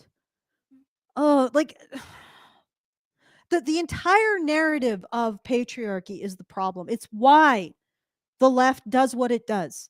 It like patriarchy is the poison that was seeded everywhere to make women respond to the threat narrative that they use to try to hide their activities now. Right?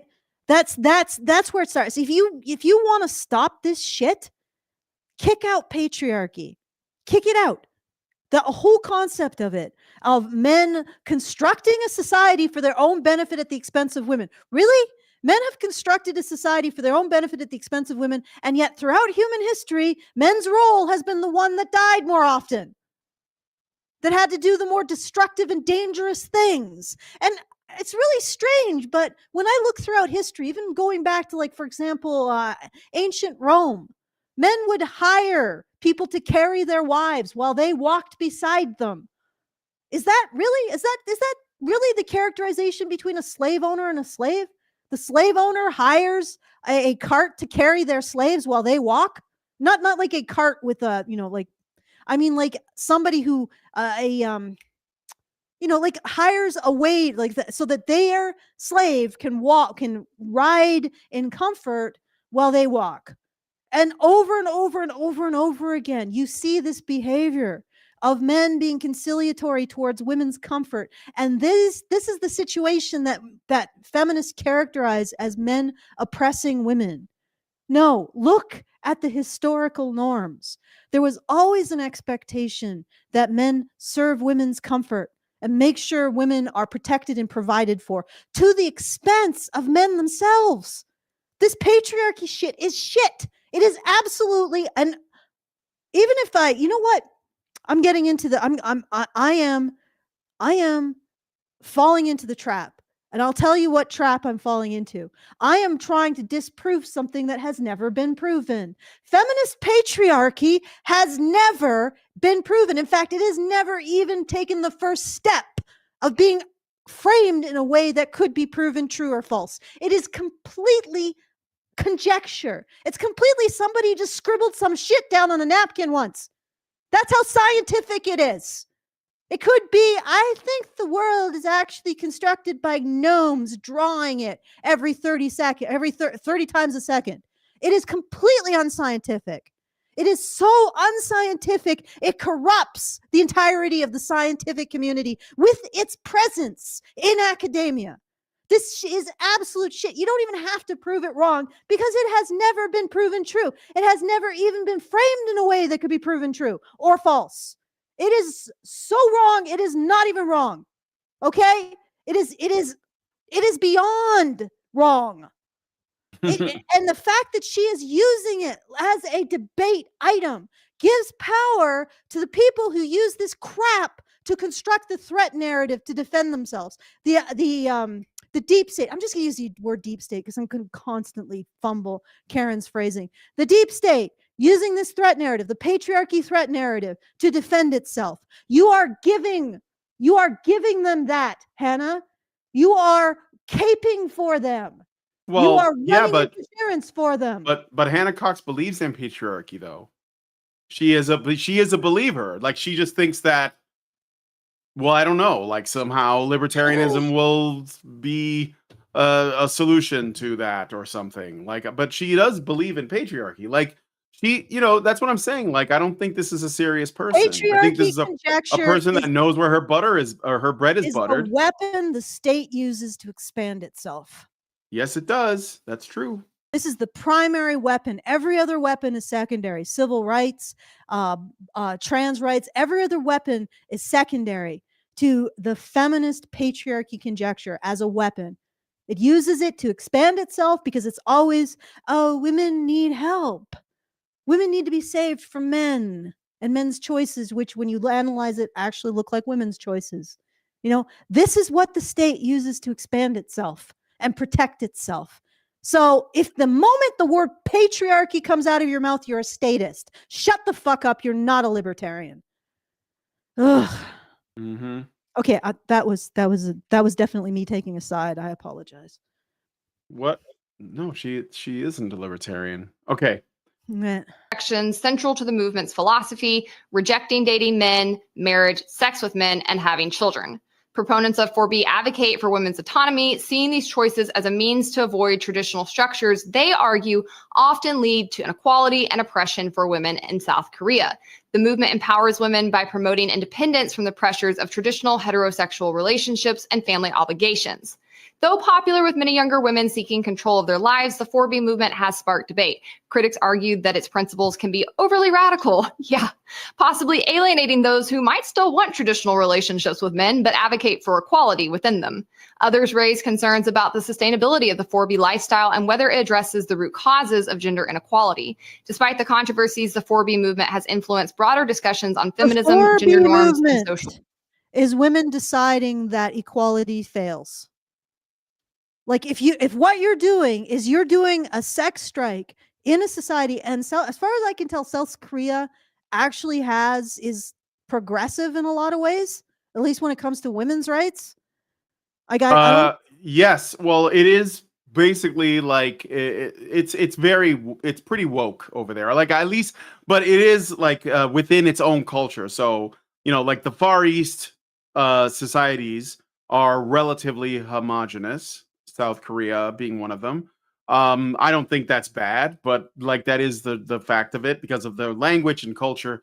But yeah, it's a pretty liberal society, definitely more so than North Korea. But here's the irony though.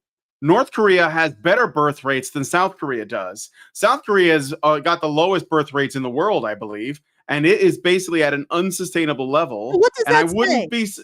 It wouldn't be surprising that the 4B movement didn't have some impact on that. And the thing is too is that they want to bring that here. I want to say something about that later, but go ahead, Allison. Okay. North Korea is breeding more than South Korea. What does that say about the future viability of the more progressive South Korea? You ladies, you're just screwing yourselves. Or you're not screwing yourselves. You're not screwing anyone, but you are screwing the future generation of women. Because if the cultures that give women rights cannot breed, they will disappear and they will be replaced by cultures that don't. Period. You are just making sure that this is a footnote, that giving women rights as you saw it, like I'm pretty sure that this is completely a fractured and stupid narrative to use, but you're essentially saying that the culture that actually complies with you, actually granted your right to vote, and all of the other things that you hold dear, you are not going to see perpetuate into the future. And in fact, it will be replaced by all the cultures that didn't. Congratulations. For the record, congratulations. And for the record, North Korea's birth rates are also really low. So low, in fact, that Kim Jong-un had to deliver a tearful speech begging women of North Korea to have babies. Yes, the super authoritarian, crazy ass rocket man dictator still had to basically bend the knee to women and ask them to please have babies. It's almost like at the end of the day, women are ultimately the gatekeepers to reproduction, and they're the ones that make the decisions about that, even in a country like North Korea. Yeah, I mean, look at the Norse. I know this is a real segue. Look at like the Norse, not mythology, but the legends. You know, there was, I think it was Brunhild. No, Grunhild, Grunar or Grunar. Brunhild. Oh, No, sorry, it was somebody else beyond that. I don't know her exact name, but it was the saga of the Volsung, so you can look it up. She essentially was married off to Attila, and they think that might have been Attila the Hun. But she was like, I don't want to get married to you. And if you marry me because you killed my brother, I'm gonna kill our children. And that's exactly what she did. You know, and she completely ended his line. Be out of an act of revenge. But I mean, there's sort of a message there. Yes, you know, there has to be consent from women to actually perpetuate your species, which is why everybody gave you ladies all the rights you wanted. And then you turn around and you gave us other rights. We're going to thank you by totally destroying the society that gave us rights. Well, congratulations. You played yourself. All right. Yeah. Equality and is often seen as part of a larger shift in South Korea's feminist landscape. So now you have a bunch of American women saying that they are going to opt into the 4B movement because Trump won and they want to punish men for that. And one weird thing I observed is the number of women in their comments being like, oh, guess I'm already in it. I've been doing this for a long time. And it kind of made me laugh because it's sort of just like the foil to the incel movement, the involuntary celibate movement, except these women are claiming it's by choice. But I'm like, how much is it by choice if you've already accidentally been doing it with no agenda? Again, she's flexing on other women. It's funny. But also she gets, again, it's like this woman keeps getting it wrong. The incels are not a movement. Yeah. What are the goals, Hannah? What's the agenda? Can you show me the incel manifesto? Show me what the list of demands is that they have. Like what are they moving towards? I mean, they have frustrations. They air their grievances, and it's completely understandable, but like they're not a movement. The 4B is a movement. And here's the thing I wanted to say about the movement that I thought was that the 4B thing that these women are doing. I think she's going to show some videos though, maybe. So I'll see. No, I think she's just like talking about it. So here's the thing that I think is really interesting about this. So when the election was coming up and the Dems, the left, made it all about abortion. And that was like the only thing to talk about was abortion. Part of it was to distract from the, Israel-Palestine thing, because that was a losing issue for the left as well, since they didn't know what side to take, because you're either going to be Islamophobic or, anti-Semitic. And that was like a losing battle. So they were like, okay, Roe v. Wade. Remember Roe v. Wade? Yeah, ladies, they're going to control your bodies. Handmaid's Tale's coming, all that, right?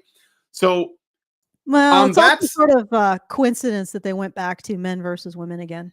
Corey, well, yeah, they did. But I mean, that was like an easier thing to lean on is what I'm saying. And it's also like a more relatable issue because, the Middle East for Americans is pretty far away. We're pretty far removed from that. We don't really, most average normie voters are not thinking about that. They're looking at their grocery bill. They're looking at how much the gas costs. They're looking at the border.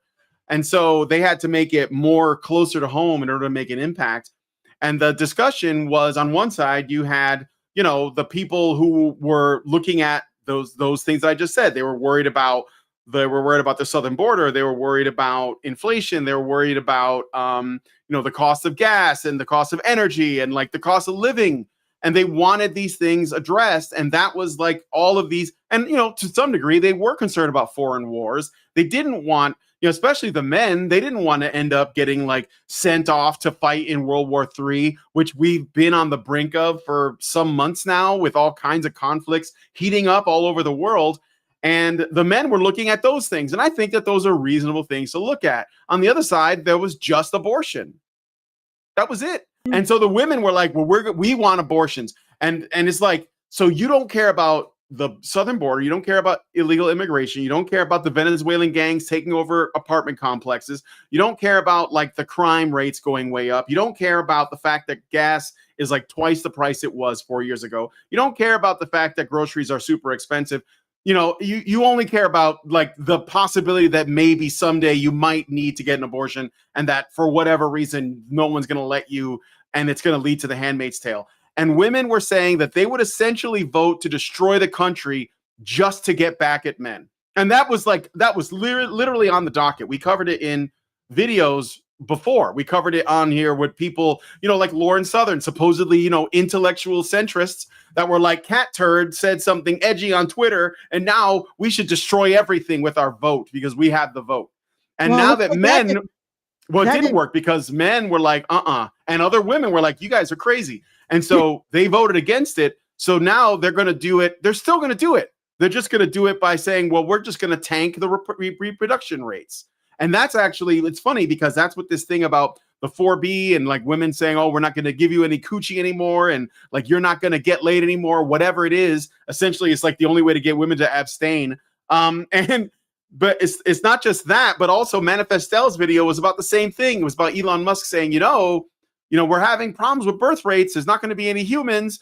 And Manifestel is like, I don't care. As long as we're not going to make babies until you make our lives better, is what she basically said. And it's like, yeah, but without people, you can't make, like, shit's going to fall apart because there's nobody running everything because there's no people. Like, so it's just funny because ultimately women's solution was before the election, we'll vote to destroy everything. And now after the election, we're just going to destroy everything anyway, in to the degree that we can. And it's, again, it goes back to what I said. It's like a child throwing a tantrum in the toy department at Kmart because you didn't buy them the Lego they wanted. Mm-hmm. Okay, are we, does she actually make commentary on 4B at all? I think she just basically compares them to incels and then like sort of like waves it, like hand waves it, you know? Yeah, So- it's like very, very surface level analysis from this woman, and also a lot of caping because you are poisoning the well by using the term. She's giving it to both sides, Allison. She's balanced. She goes after the men and the women. Did you see? She just did that. Totally Yeah, and yet- balanced. Yeah, she goes after the men and the women, but she still uses patriarchy theory or patriarchy conjecture. She still, I mean, you can't get away from that. That is a completely unscientific assertion that has never even, like, it's beyond not even been proven. It's never been framed in a way that could be proven true or false. Right? So it's complete bullshit. It's something some idiot scribbled on a napkin somewhere, and suddenly it became the dominant worldview of everyone. Like, no, you buy into that, then you are ultimately making men culpable. And that you have chosen a side, Hannah. You have chosen a side. And everything after that is noise. Mm-hmm. Okay, can we move on to the other one? You want to? Okay. Yes. I got a super chow and I got a rumble rant, so I should read those. So Richard Bier gives us $5 and says, in South Korea, the reality annoying, I think he meant really annoying. The really annoying Kirk streamer known as Johnny Somali has been arrested and is in jail for his disrespectful conduct involving the memorial of the comfort women there. There was a crowd-funded bail fund for anyone who would give him somewhat for based on his disrespectful behavior. The fund has paid bail for 3 people so far. I wonder just was serving him that what for in that society. Okay. I was a little, I'm just reading it as it's written. So Yeah, it's a little bit obscure. it's a little, yeah, I don't have a legend in front of me. I don't have a decoder ring. But I just read it as it is. So Occupant 42 on Rumble gives us $10. Thank you. And says feminist equality means all the rights, none of the responsibilities, all the good jobs, not the bad jobs. Yes. It means not actually having to make a sacrifice and figuring out how you benefit and just measuring success based on that. So, all right. So should we play more or jump ahead to another bit? Let me see. Yeah, let's go to the next one. I'm enforcing that. Let's get that done. Okay. because The they might get next- prosecuted. What's the time code you want me to go to? No, There was something about Manifestel. extremism. Oh, Manifestel. Yeah, unless you want to do one Oh, more. no, it's Oh, okay. All right. oh, I know God. this is tough. Okay. So this We is got Manifestel cogitating, girl thinking, girl yeah. philosophizing, because she gets to do that now. For the first time, she gets to think about things. Like this is the first time in human history that women are allowed to think. Did you know that, guys? Men Yeah, use they've their, never been. We've always been there using our brain waves to prevent women from thinking. yeah. So she's gonna cogitate on why the birth rates are crashing. Okay, it's not women's fault, guys. Guess We know what? that. Yeah, guess what? It's not women's fault. It's not women's. We just went through a whole discussion on women deliberately trying to crash the birth rate, and now we're going to go into a discussion on how that's not women's fault. All right, I'm gonna jump ahead to I think it's like 9 because there's like trends that she's talking about on TikTok. I don't give a shit about these. This is Yeah. like so shallow, by the way, so shallow. There's It's a all trend, shallow. and now I'm gonna base a movement on it. It's like what? All right, so this is counter movements and societal reactions to the baby bust phenomenon, which we've talked about. The baby Mageddon is what she calls it. So let's take a listen to this. Women, they can't stand the idea that women are protecting, supporting, and uplifting each other because they No, are you're not. so starved of attention. They are so starved of affection. They are so starved of positive interaction with people that they will look for attention, whether it's positive or negative, just to be paid attention to, just for their existence to be validated, just to feel something. And that's really sad, but that's not really our problem. Like, Okay, if wait, you're but why going to would that be engage- the case in a society that puts men first? That's a good question, Allison. Yeah, like How why? is it possible that we live in a male-dominated How is it- society and how men is it- aren't getting assigned women? Or not even that. Like, how is it that we would live in a male favoring society without men actually being favored more socially? Like in a society that really valued men, wouldn't they be valuable as companions? You know? Mm-hmm. Like, honestly, it's not usually the people who are considered the aristocracy who want for company. Like, you know? Yeah. So anyway, yeah, that's immediately she contradicts her own worldview, because I'm pretty sure Manifestel's world, actually, she probably doesn't have one any more than a hamster does. But she does espouse patriarchy when it's convenient, so I'm going to hold her to that. But you know, like that's so she's already contradicted that right off the bat. She's already contradicted that. I'm sure that this is going. Let me ask you this, because it usually amounts to this: how much of this is blather? A lot of it. I mean, it's sort of repetitive. Like, can you give me a percentage? Like, how much Like blather half? versus like half? half. Is that a good? I mean, average like for I think Manifesto? that like you could summarize her thesis in a couple of sentences. You know, like there is a women are in their power. They're standing in their truth now. They have the means to make their own money and have their own jobs and buy their own stuff. They don't need men anymore. And men are lonely, but it's not women's fault. You know, it's obviously like women don't want to Women deal with aren't, that. It's too much laborious. But also the only means under which women will return, or you know, that men have a chance, you know, like that men deserve that their certain lines to die off because they're not stepping up. And the reason is because they haven't made society, like our civilization, comfortable enough for women to then decide to, like, okay, maybe I'll have babies now. So essentially, and that is why I'm saying it's a self-destructive prophecy, because they're saying we won't give you any babies until you might give us a higher quality of living, even though we're living in the first world, which is better than any medieval king ever lived in history. Even if you're in poverty, you're basically more likely to be obese than starving, you know. And but no, that's not good enough. That's not good enough because Manifestel is so removed from reality. She is so removed from reality. She has no idea that everything that she enjoys, every comfort, every luxury is only made possible because men busted their ass for generations to build it. And they did it for women. They weren't like, it wasn't like, this is for me. It was like, oh, I want to make my wife's life easier. Let's do these things, which was probably a mistake to be like hindsight being 50-50. So Yeah, 50-50. but Yeah, unfortunately, I think giving women a lot of free time led to some really serious shit. But yeah, like, there's some fallacies here. Of course, she appeals. So again, she does appeal to this idea that society is somehow structured for men because women don't live in heaven, I guess. And apparently women are not to blame for the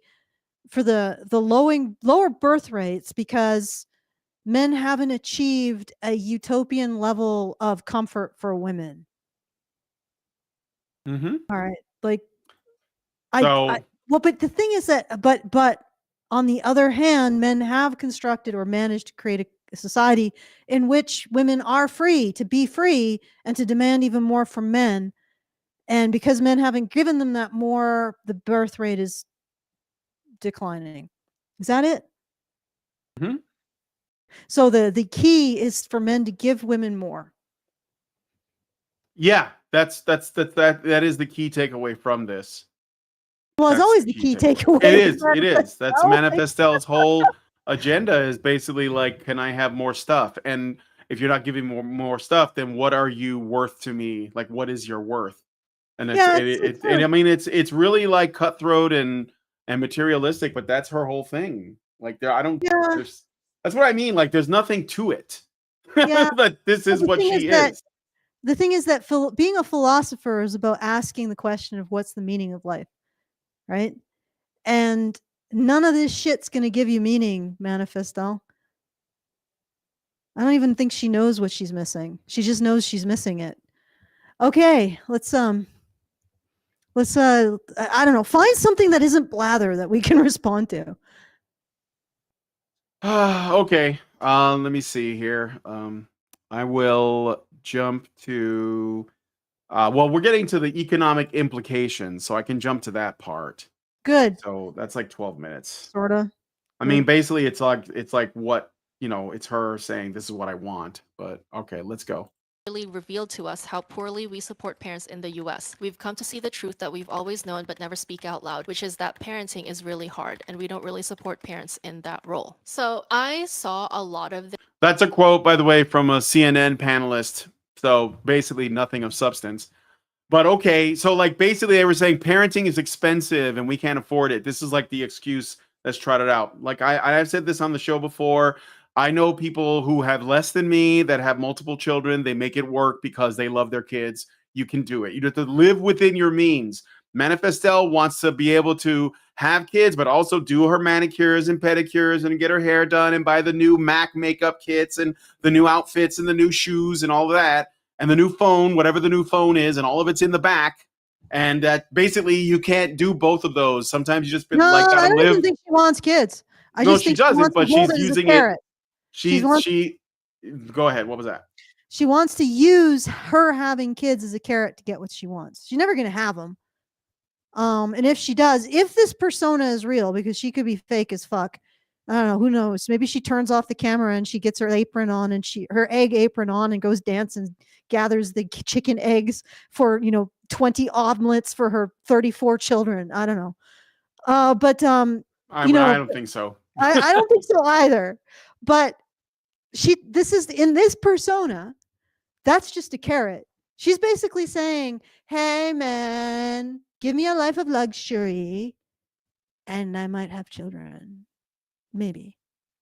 If she still can, Yeah, well, she's holding it over their head as like a yeah, that's it. It's just a way to extort more shit out of men. Yeah, it's kind of a carrot, but no promises. You're gonna have to step up, and if you step up sufficiently, then maybe I'll consider it.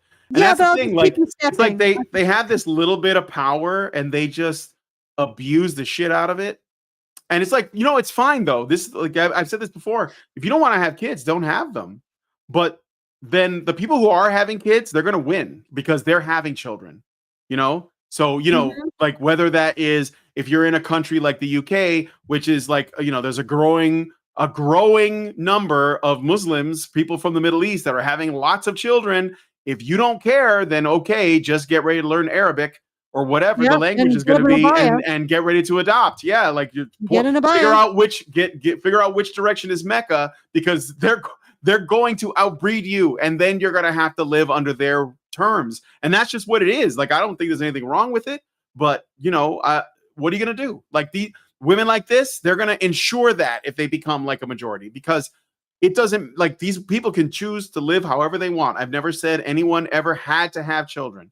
What I am saying is that some people are having them, and their line will go on, and they will continue to have more and more, and it will just continue on into the future. And some will not, and that will be the end of it. And those people, they're going to live for now, and they're going to live for the moment, because there's nothing to invest in. And that's why you get these materialistic people like Manifestel.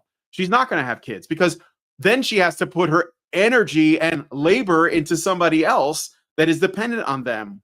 So why would they do that? So She's probably not even gonna have a dog. Okay. I'm curious about the sorry. She deserved the purse trend. Can you explain that to you me? want me to go back to that? She deserved the purse trend. I don't Well, what's remember it. It was pretty forgettable, but I'm guessing that 1204 was the economic implications of the declining birth rate. Yeah, Does she actually say anything about that isn't blather? it's blather. It's basically Okay, all right, this so is happening and it's men's fault. Like that's all it is. The problem with using an AI analysis of these women is that it makes them sound smarter than they are. It's actually making points for them. That's sad. If you're a content creator and they're saying something that I think a sizable number of people want to hear. I don't know if it's a majority based on the last election, but I think there's a lot of women, and maybe men too, that want her to tell them this, because it confirms something that makes them feel comfortable. So oh, I see, it's men's fault that I'm a loser. Because these people are losers. Like, they don't know it yet, but they are. So, well, they're never going to amount to anything, and their life is meaningless. So yeah. Well, I mean, Manifestel can go on to have 2 million subs, 5 million subs, constantly making these kinds of videos. But if she actually if she's not a hypocrite and actually lives her life according to the things that she sells, she will die surrounded by people who don't know her, because that is coming for all of us. We will all die. So that's just an inevitable fact of life. So the question is, when that happens, when you're on your last hours, are you going to be alone, surrounded by people who have to take care of you, because it's their job, like in nursing homes or hospital or whatever? Or are you going to be surrounded by loved ones that you have essentially spent your life with? I mean, that is the question that she would not have the courage to ask herself, because it's true. It's an inevitability. You're going to outlive your parents. You're going to outlive your uncles and aunts and your grandparents, and you are going to either die around people that love you, or you're going to die alone. I don't even think death is in her universe. It's no, it's not. It's incomprehensible to her. She's always going to be this face. Death is, in fact, in the back. It is in the back. She just hasn't ordered it yet, but it's going to be sent at some point. Okay. I mean, I don't know. I'm not trying to get dark or morbid, but it's just true. So well, it's true. Yeah. And the thing is that I don't even think about it in terms of being surrounded by the people you love. How about knowing that your life was spent trying to make the world better in whatever way? I know it's a little arrogant to say that, but trying to make the world a little bit better for the next generation, or for people who aren't you, and I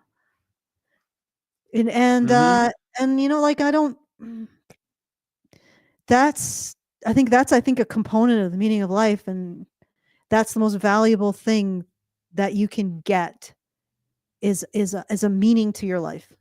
There's no greater value in the world than that, is to know that you live your life with purpose and meaning. And this woman is not, I don't think. Okay, let's play the Yeah. Okay. Sure. Let's play the She thing. deserved the purse have the money trend. to buy this, and that necessities for their kids. But a lot of mothers, they always put themselves second, third, fourth, fifth on the list of priorities. So they never get to buy whatever it is that they wanted for themselves. And we're going to get into this, especially the American culture of total motherhood, as per a brilliant writer What that we're going to cover the later. fuck are people talking about? What do you mean? Well, this idea that mothers are held Oh to yeah, this- that they have to put their kids first. What? Oh, the you remember- humanity. Do you remember the Tommy Tommy Sotomayor? Oh yeah, totally. She Yeah, Tommy said, Sotomayor for sure. You're a black queen, even though you were crack fiend, you were a black queen, or for his mother. And that's Mhm. a really low bar for motherhood. Oh, that was he was talking about Tupac, and Yeah. Tupac was because Tupac was mama's boy, for sure. And he wrote about his mom was like a communist activist or something like that was involved with the Black Panthers, and yeah, it's crazy. But anyway, you were saying about that? Lyrics, she was you were Yeah, you're a crack fiend, mama, but you were my black queen, mama, something like that. yeah. It's been a long And then time. Tommy but- Sotomayor said that's a really low bar. And that encapsulates our beliefs about moms, honestly. Mhm. Like, if you really want to know what standards we hold mothers to, then look at how we treat them when they're abusers. Right? Yep. When a woman is abusive towards her children, you will more likely see people blame the children than the mother. Right? That's the actual standard we hold mothers to. We don't even expect them not to be abusive because we blame the children when they are. We don't do that with fathers. They definitely come into blame when they are abusive towards their children. Right? You want to know the standards we hold mothers to? Ask children who have been raped by their mothers if they were believed when they told social workers or therapists or some trusted adult that they just managed to work up their courage. And you will hear like something like 99% of them were told, no, that didn't happen. Yeah, that's the standard we hold mothers to. We hold them to no standard whatsoever. And I don't even know. Like, you cannot get away from that. Like, your group of moms may hold you to some, I don't know, you don't do bi-weekly aromatherapy, chiropractic yoga, infant yoga, but they probably will still defend you if you're accused of abusing your child. Like, seriously, they won't call you out for taking your child's father away from them. Don't do any of that shit. They'll blame you if you eat sugar during pregnancy, but if you kick the father out of the, no, that's okay. Yeah, this is bullshit. Women I'm sorry, and I'm sure there are some conservative communities that aren't like this, Christian communities that do hold women to standards, but I'm talking about the general culture. The general culture, women don't hold other women to account when it comes to their motherhood. They create all of these bizarre, esoteric, and almost narcissistic judgments. Like, do you take your kid to infants yoga? Did you eat sugar during pregnancy? All this other shit. But on the basic facts, do you not rape your children? Do you not beat them? Do you actually extend yourself to understand their point of view? Do you make sure their father is in their life? Do you do everything in your power to make sure their father is in their life? Do you do that? Are they held to those standards? No. So shut up, Manifestel. Sorry, this is a topic that really pisses me off. So I got a super chow from Asthrun for $5. Thank you, Asthrun. And says, I could be wrong, but aren't most of these women telling on themselves for using punishment or threat of that as a weapon? Isn't that in the line of domestic abuse? Even the perceived power, as if men only want sex, they abuse just because men didn't vote for her imagination.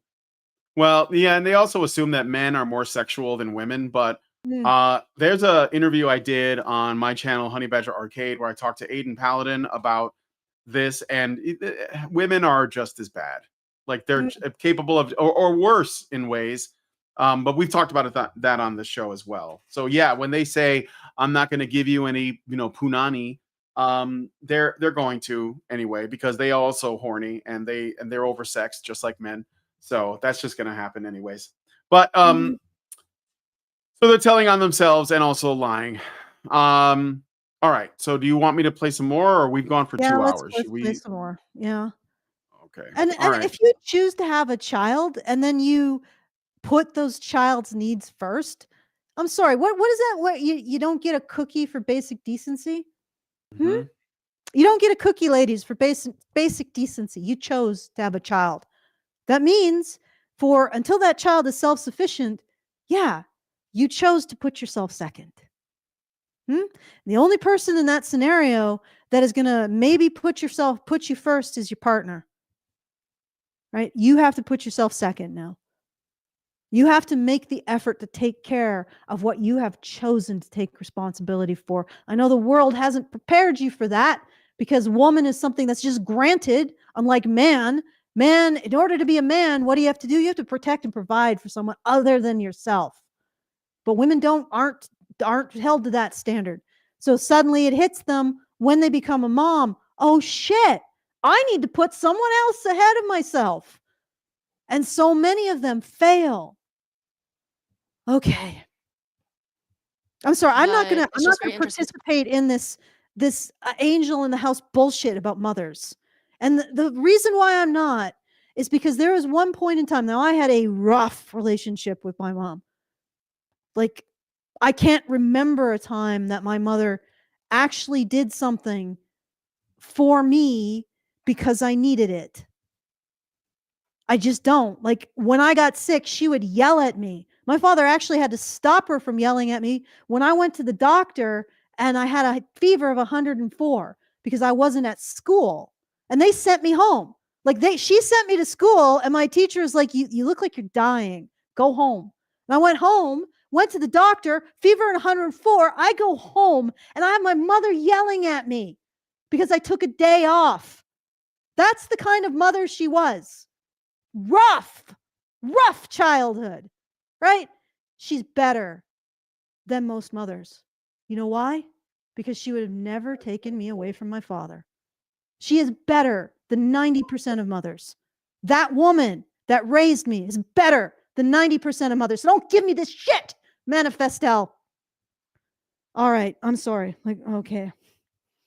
That got a little bit too authentic. The purse trend is going viral in America, in the United States of America, because we do have this culture of total motherhood, where when you become a mother, everything is about your kids, and you as a person become secondary. And that isn't total motherhood. That's the way it works.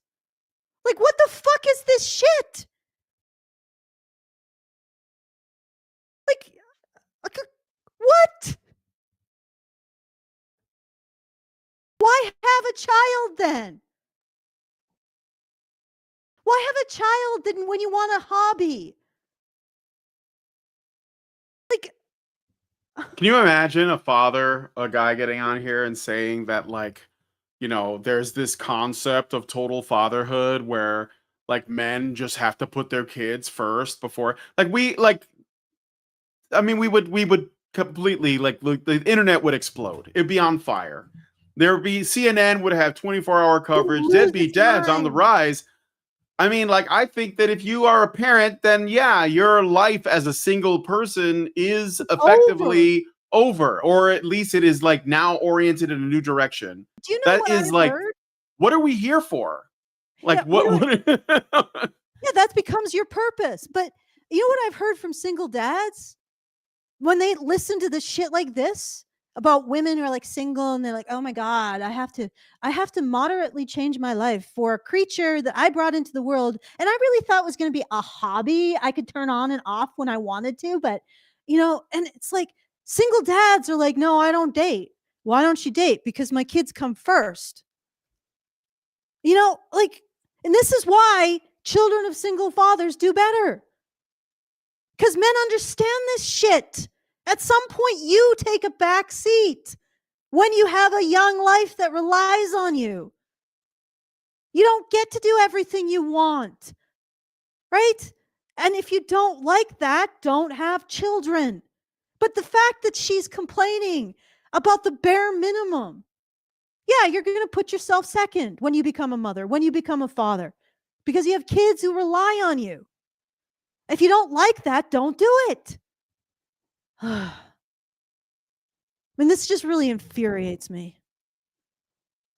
I may have a personal problem with this. Should Maybe a I? little. Yeah, Should we let's keep going. continue? The purse trend without talking about how it has been co-opted and ruined by people who feel left out because they're not struggling mothers, namely men asterisk who have resorted to destroying cans of formula at the grocery store. Another counter movement targeting these women and the joy they're experiencing. By going through What? stores now and completely destroying baby sections and essential goods that mothers would usually purchase. Because these grown men have come to the conclusion that that's not really fair. And so again, instead of taking the time to focus on Wait, themselves what? and Is this maybe something that starting a happened? movement to support other men, or doing I don't know. I mean, like, let's listen to the whole thing, okay? Okay, all right. Is there going to explain explanation? Well, coming? we should just there. Okay, I'll go back a little bit, maybe the beginning of this. All right, we're just gonna play it from here. As per a brilliant writer that we're going to cover later. But it's just very interesting to point that out, that the she deserved the purse trend is going viral in America, in the United States of America, because we do have this culture of total motherhood, where when you become a mother, everything is about your kids, and you as a person become secondary. Yes, And we that's can't motherhood. talk That's about not she total deserved the motherhood. purse That's trend motherhood. without talking about how it has been co-opted and ruined by people who feel left out because they're not struggling mothers, namely men asterisk who have resorted to destroying cans of formula at the grocery store. another So counter men have movement done this, targeting these like Well, more she than says men asterisk. So I'm wondering if that isn't trans women she's talking about, because they can't, actually become mothers. But let's hear this video, and maybe this woman here will explain it, because Manifestel not great at explaining things. So women and the joy they're experiencing. By going through stores now and completely destroying baby sections and essential goods that mothers would usually purchase. Because these grown men have come to the conclusion that that's not really fair. And so again, instead of taking the time to focus on themselves and maybe starting a movement to support other men, or doing absolutely anything productive and helpful, they've decided once again to just take it out on women instead, because I guess for some reason that's just easier. So they've started a counter trend, videotaping themselves going through and destroying these sections. And then they have the Okay, wait. audacity to sit around and wonder why birth rates are dropping to an alarmingly low rate and more women are single because than you ever. consider your sex a political bargaining chip. That's pretty obvious from what we watched before.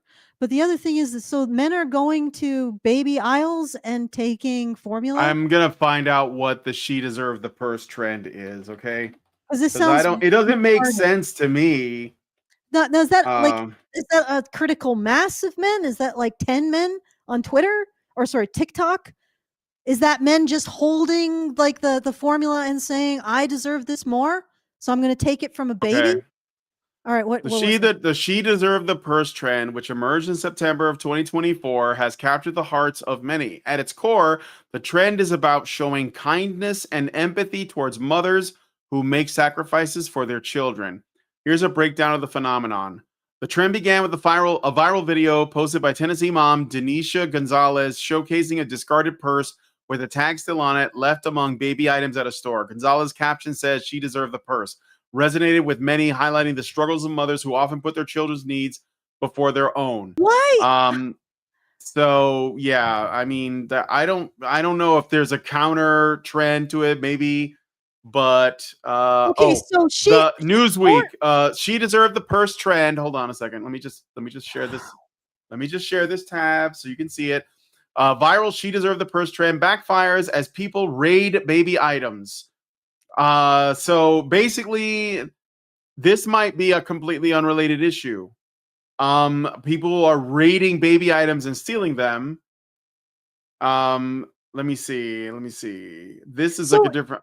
let me get this straight. Because a mother discarded a purse she couldn't afford or in favor of feeding her children, mothers everywhere are oppressed. Yeah. Are you fucking mental? Like all of you. Like you're like I go out of my way to try to explain how women are harmed by this current system, try to create a bridge for understanding and sympathy so men don't. And you know what? There's no real evidence that men are doing this either. This woman is Okay. claiming that, but it could be anybody. It's basically like in these parts of the country where there are these like a massive shoplifting that goes on, where people are just like stealing shit off the shelves. And baby formula and baby supplies is one of the things that's stolen because it hasn't been put in, behind lock and key, like detergent and other things. So this is like two different things that are being conflated in order to essentially support some kind of message. An anti-male message. What a surprise. Also, I love the duping delight on this bitch's face. Like she's really enjoying this. She's like, I'm going to get you, men. I'm going to get you good. I'm like, I'm really at the point where I don't even fucking want to defend women anymore. Like It's frustrating, isn't it? It's like you are a foul. So a woman just decided not to purchase. Maybe she just decided she didn't like it. But no, because she chose to feed her children rather than get a vanity item, she's oppressed. Mothers everywhere are oppressed.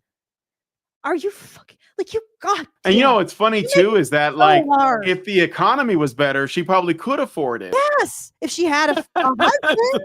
Yeah, if there was a husband in her life that was raising the kids, she might have been able to get something like that. Or if she was humble enough, she could have accepted the fact that, you know what, maybe I can't have that right now. I mean, some of us have to do that all the time. Yeah, exactly. I actually have to forego items so I can feed my dog raw meat. It can get really expensive.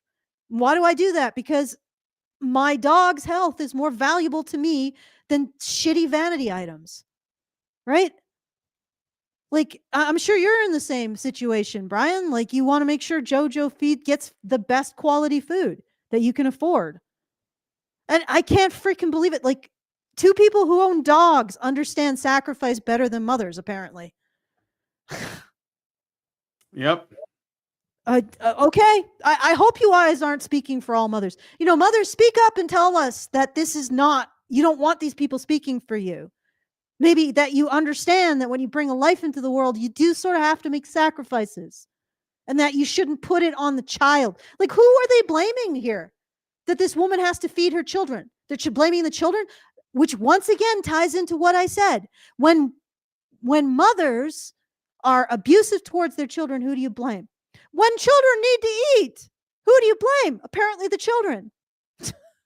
Mm-hmm. How dare you make it so your mom didn't have to get a pre-trash purse? You demanded baby formula, you little, don't coo at me, Susie. I'm going to backslap you. How dare you make it so your mom couldn't afford a freaking purse? Are you fucking mental? These women don't, whatever this is, it needs to not become part of the next generation. Yeah. Should we keep going or because I mean it's been like over 2 hours. I don't know how much more you want to do or whatever. Is there anything more to the okay, so this is what did the people actually do in this take baby formula movement? What I mean, I closed the window. Hold on a second. Just send me the link and I will take a look at that. Yeah. I don't know how much. I'm sorry. Richard Bier, he supported for this. I understand. This could have been 2 shows, But I'll send this to you through the Discord server. Here you go. I think I'm going to need to recover from this shit. Yeah. This is the worst of it. Because, I care about men, but the way that these women are treating their children, it's just appalling. Well, they do it in family courts, though, right? They become chess pieces in a game. And, so why wouldn't it be and again, this could have been something very simple. The whole thing about formula Manifest Stella she makes the case. I'm not going to play the clip because I'd have to find it, but I know what she says. She makes the case that, the formula is like really important. And then she says, but I know some of you are going to come in here and say, well, breast milk is free. And then she goes and says, well, but, like, why should women have to do that? It's a lot of work. You could, ruin her boobs or whatever. But like, this is the purpose of your boobs, is to feed your babies. Like, formula is not good for babies. Like, there's studies that have been done that show that if you feed your baby exclusively formula versus your breast milk, and also if you are like eating healthy and producing healthy breast milk, not drinking fucking whiskey and, smoking cigarettes, then your baby is going to turn out much better if as a product of your breast milk. And I know that sometimes there are challenges with that. I know people like my cousin who's had problems, with lactation, but there are natural ways to fix it. And we've known about this for a long how but to just basically treat formula as a default, Oh man, I think that's a problem. So I've just read this.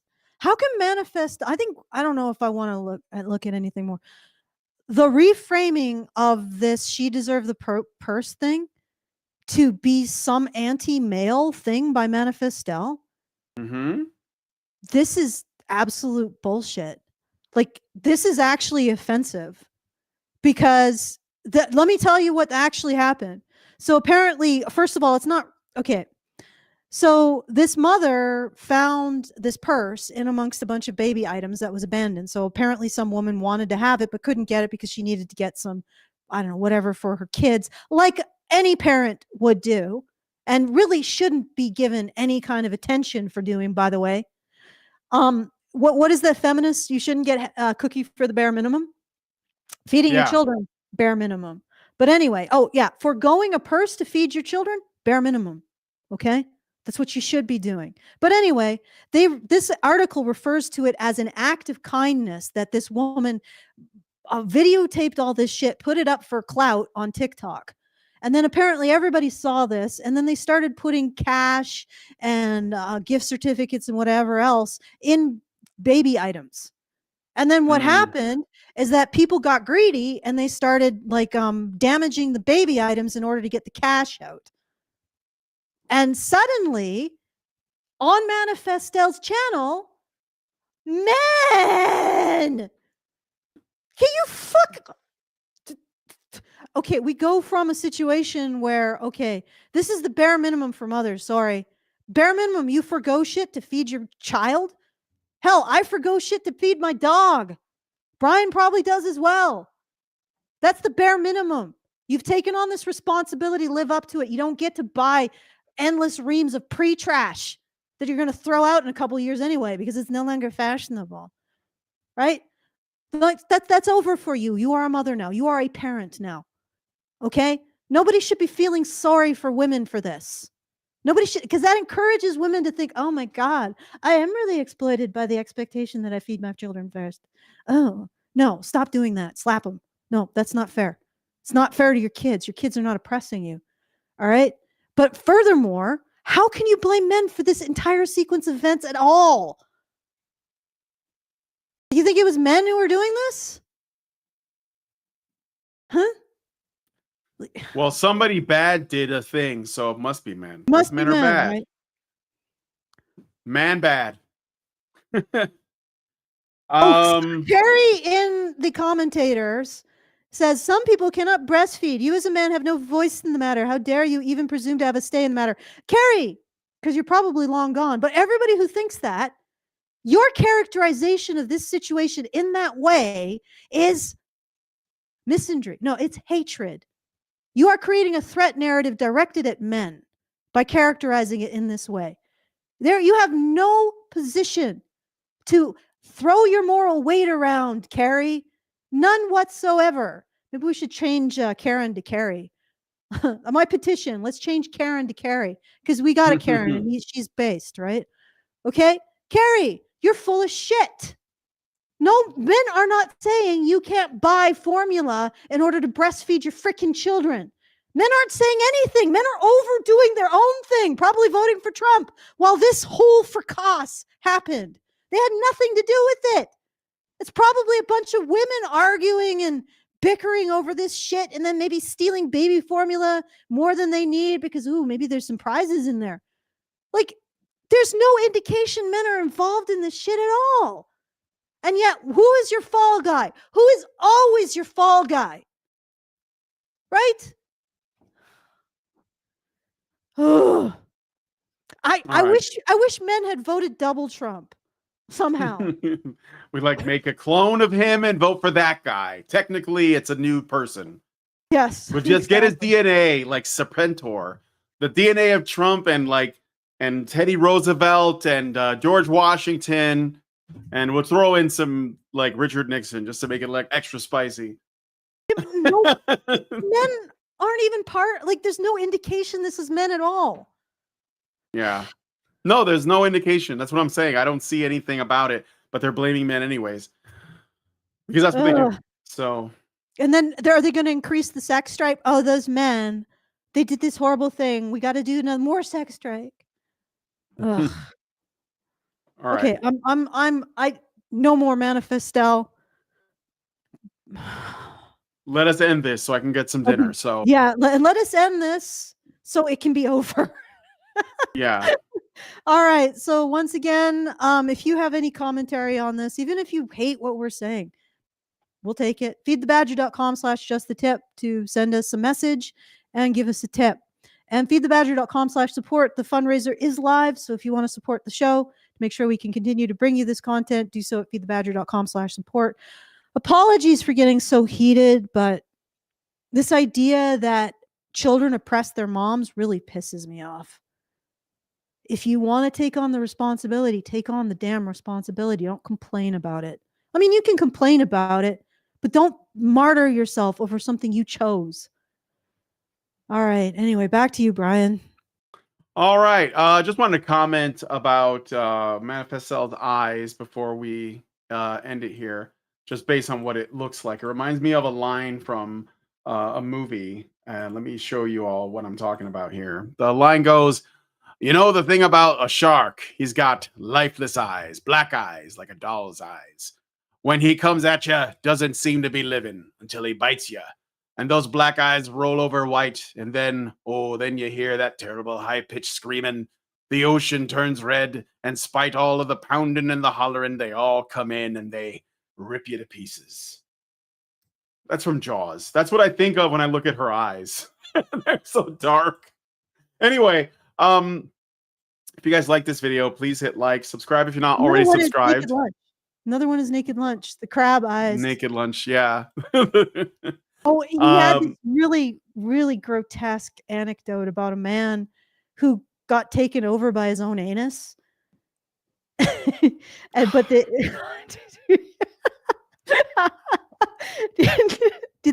you think that's already happened with her? That no, I don't know. I mean, sure, I don't know.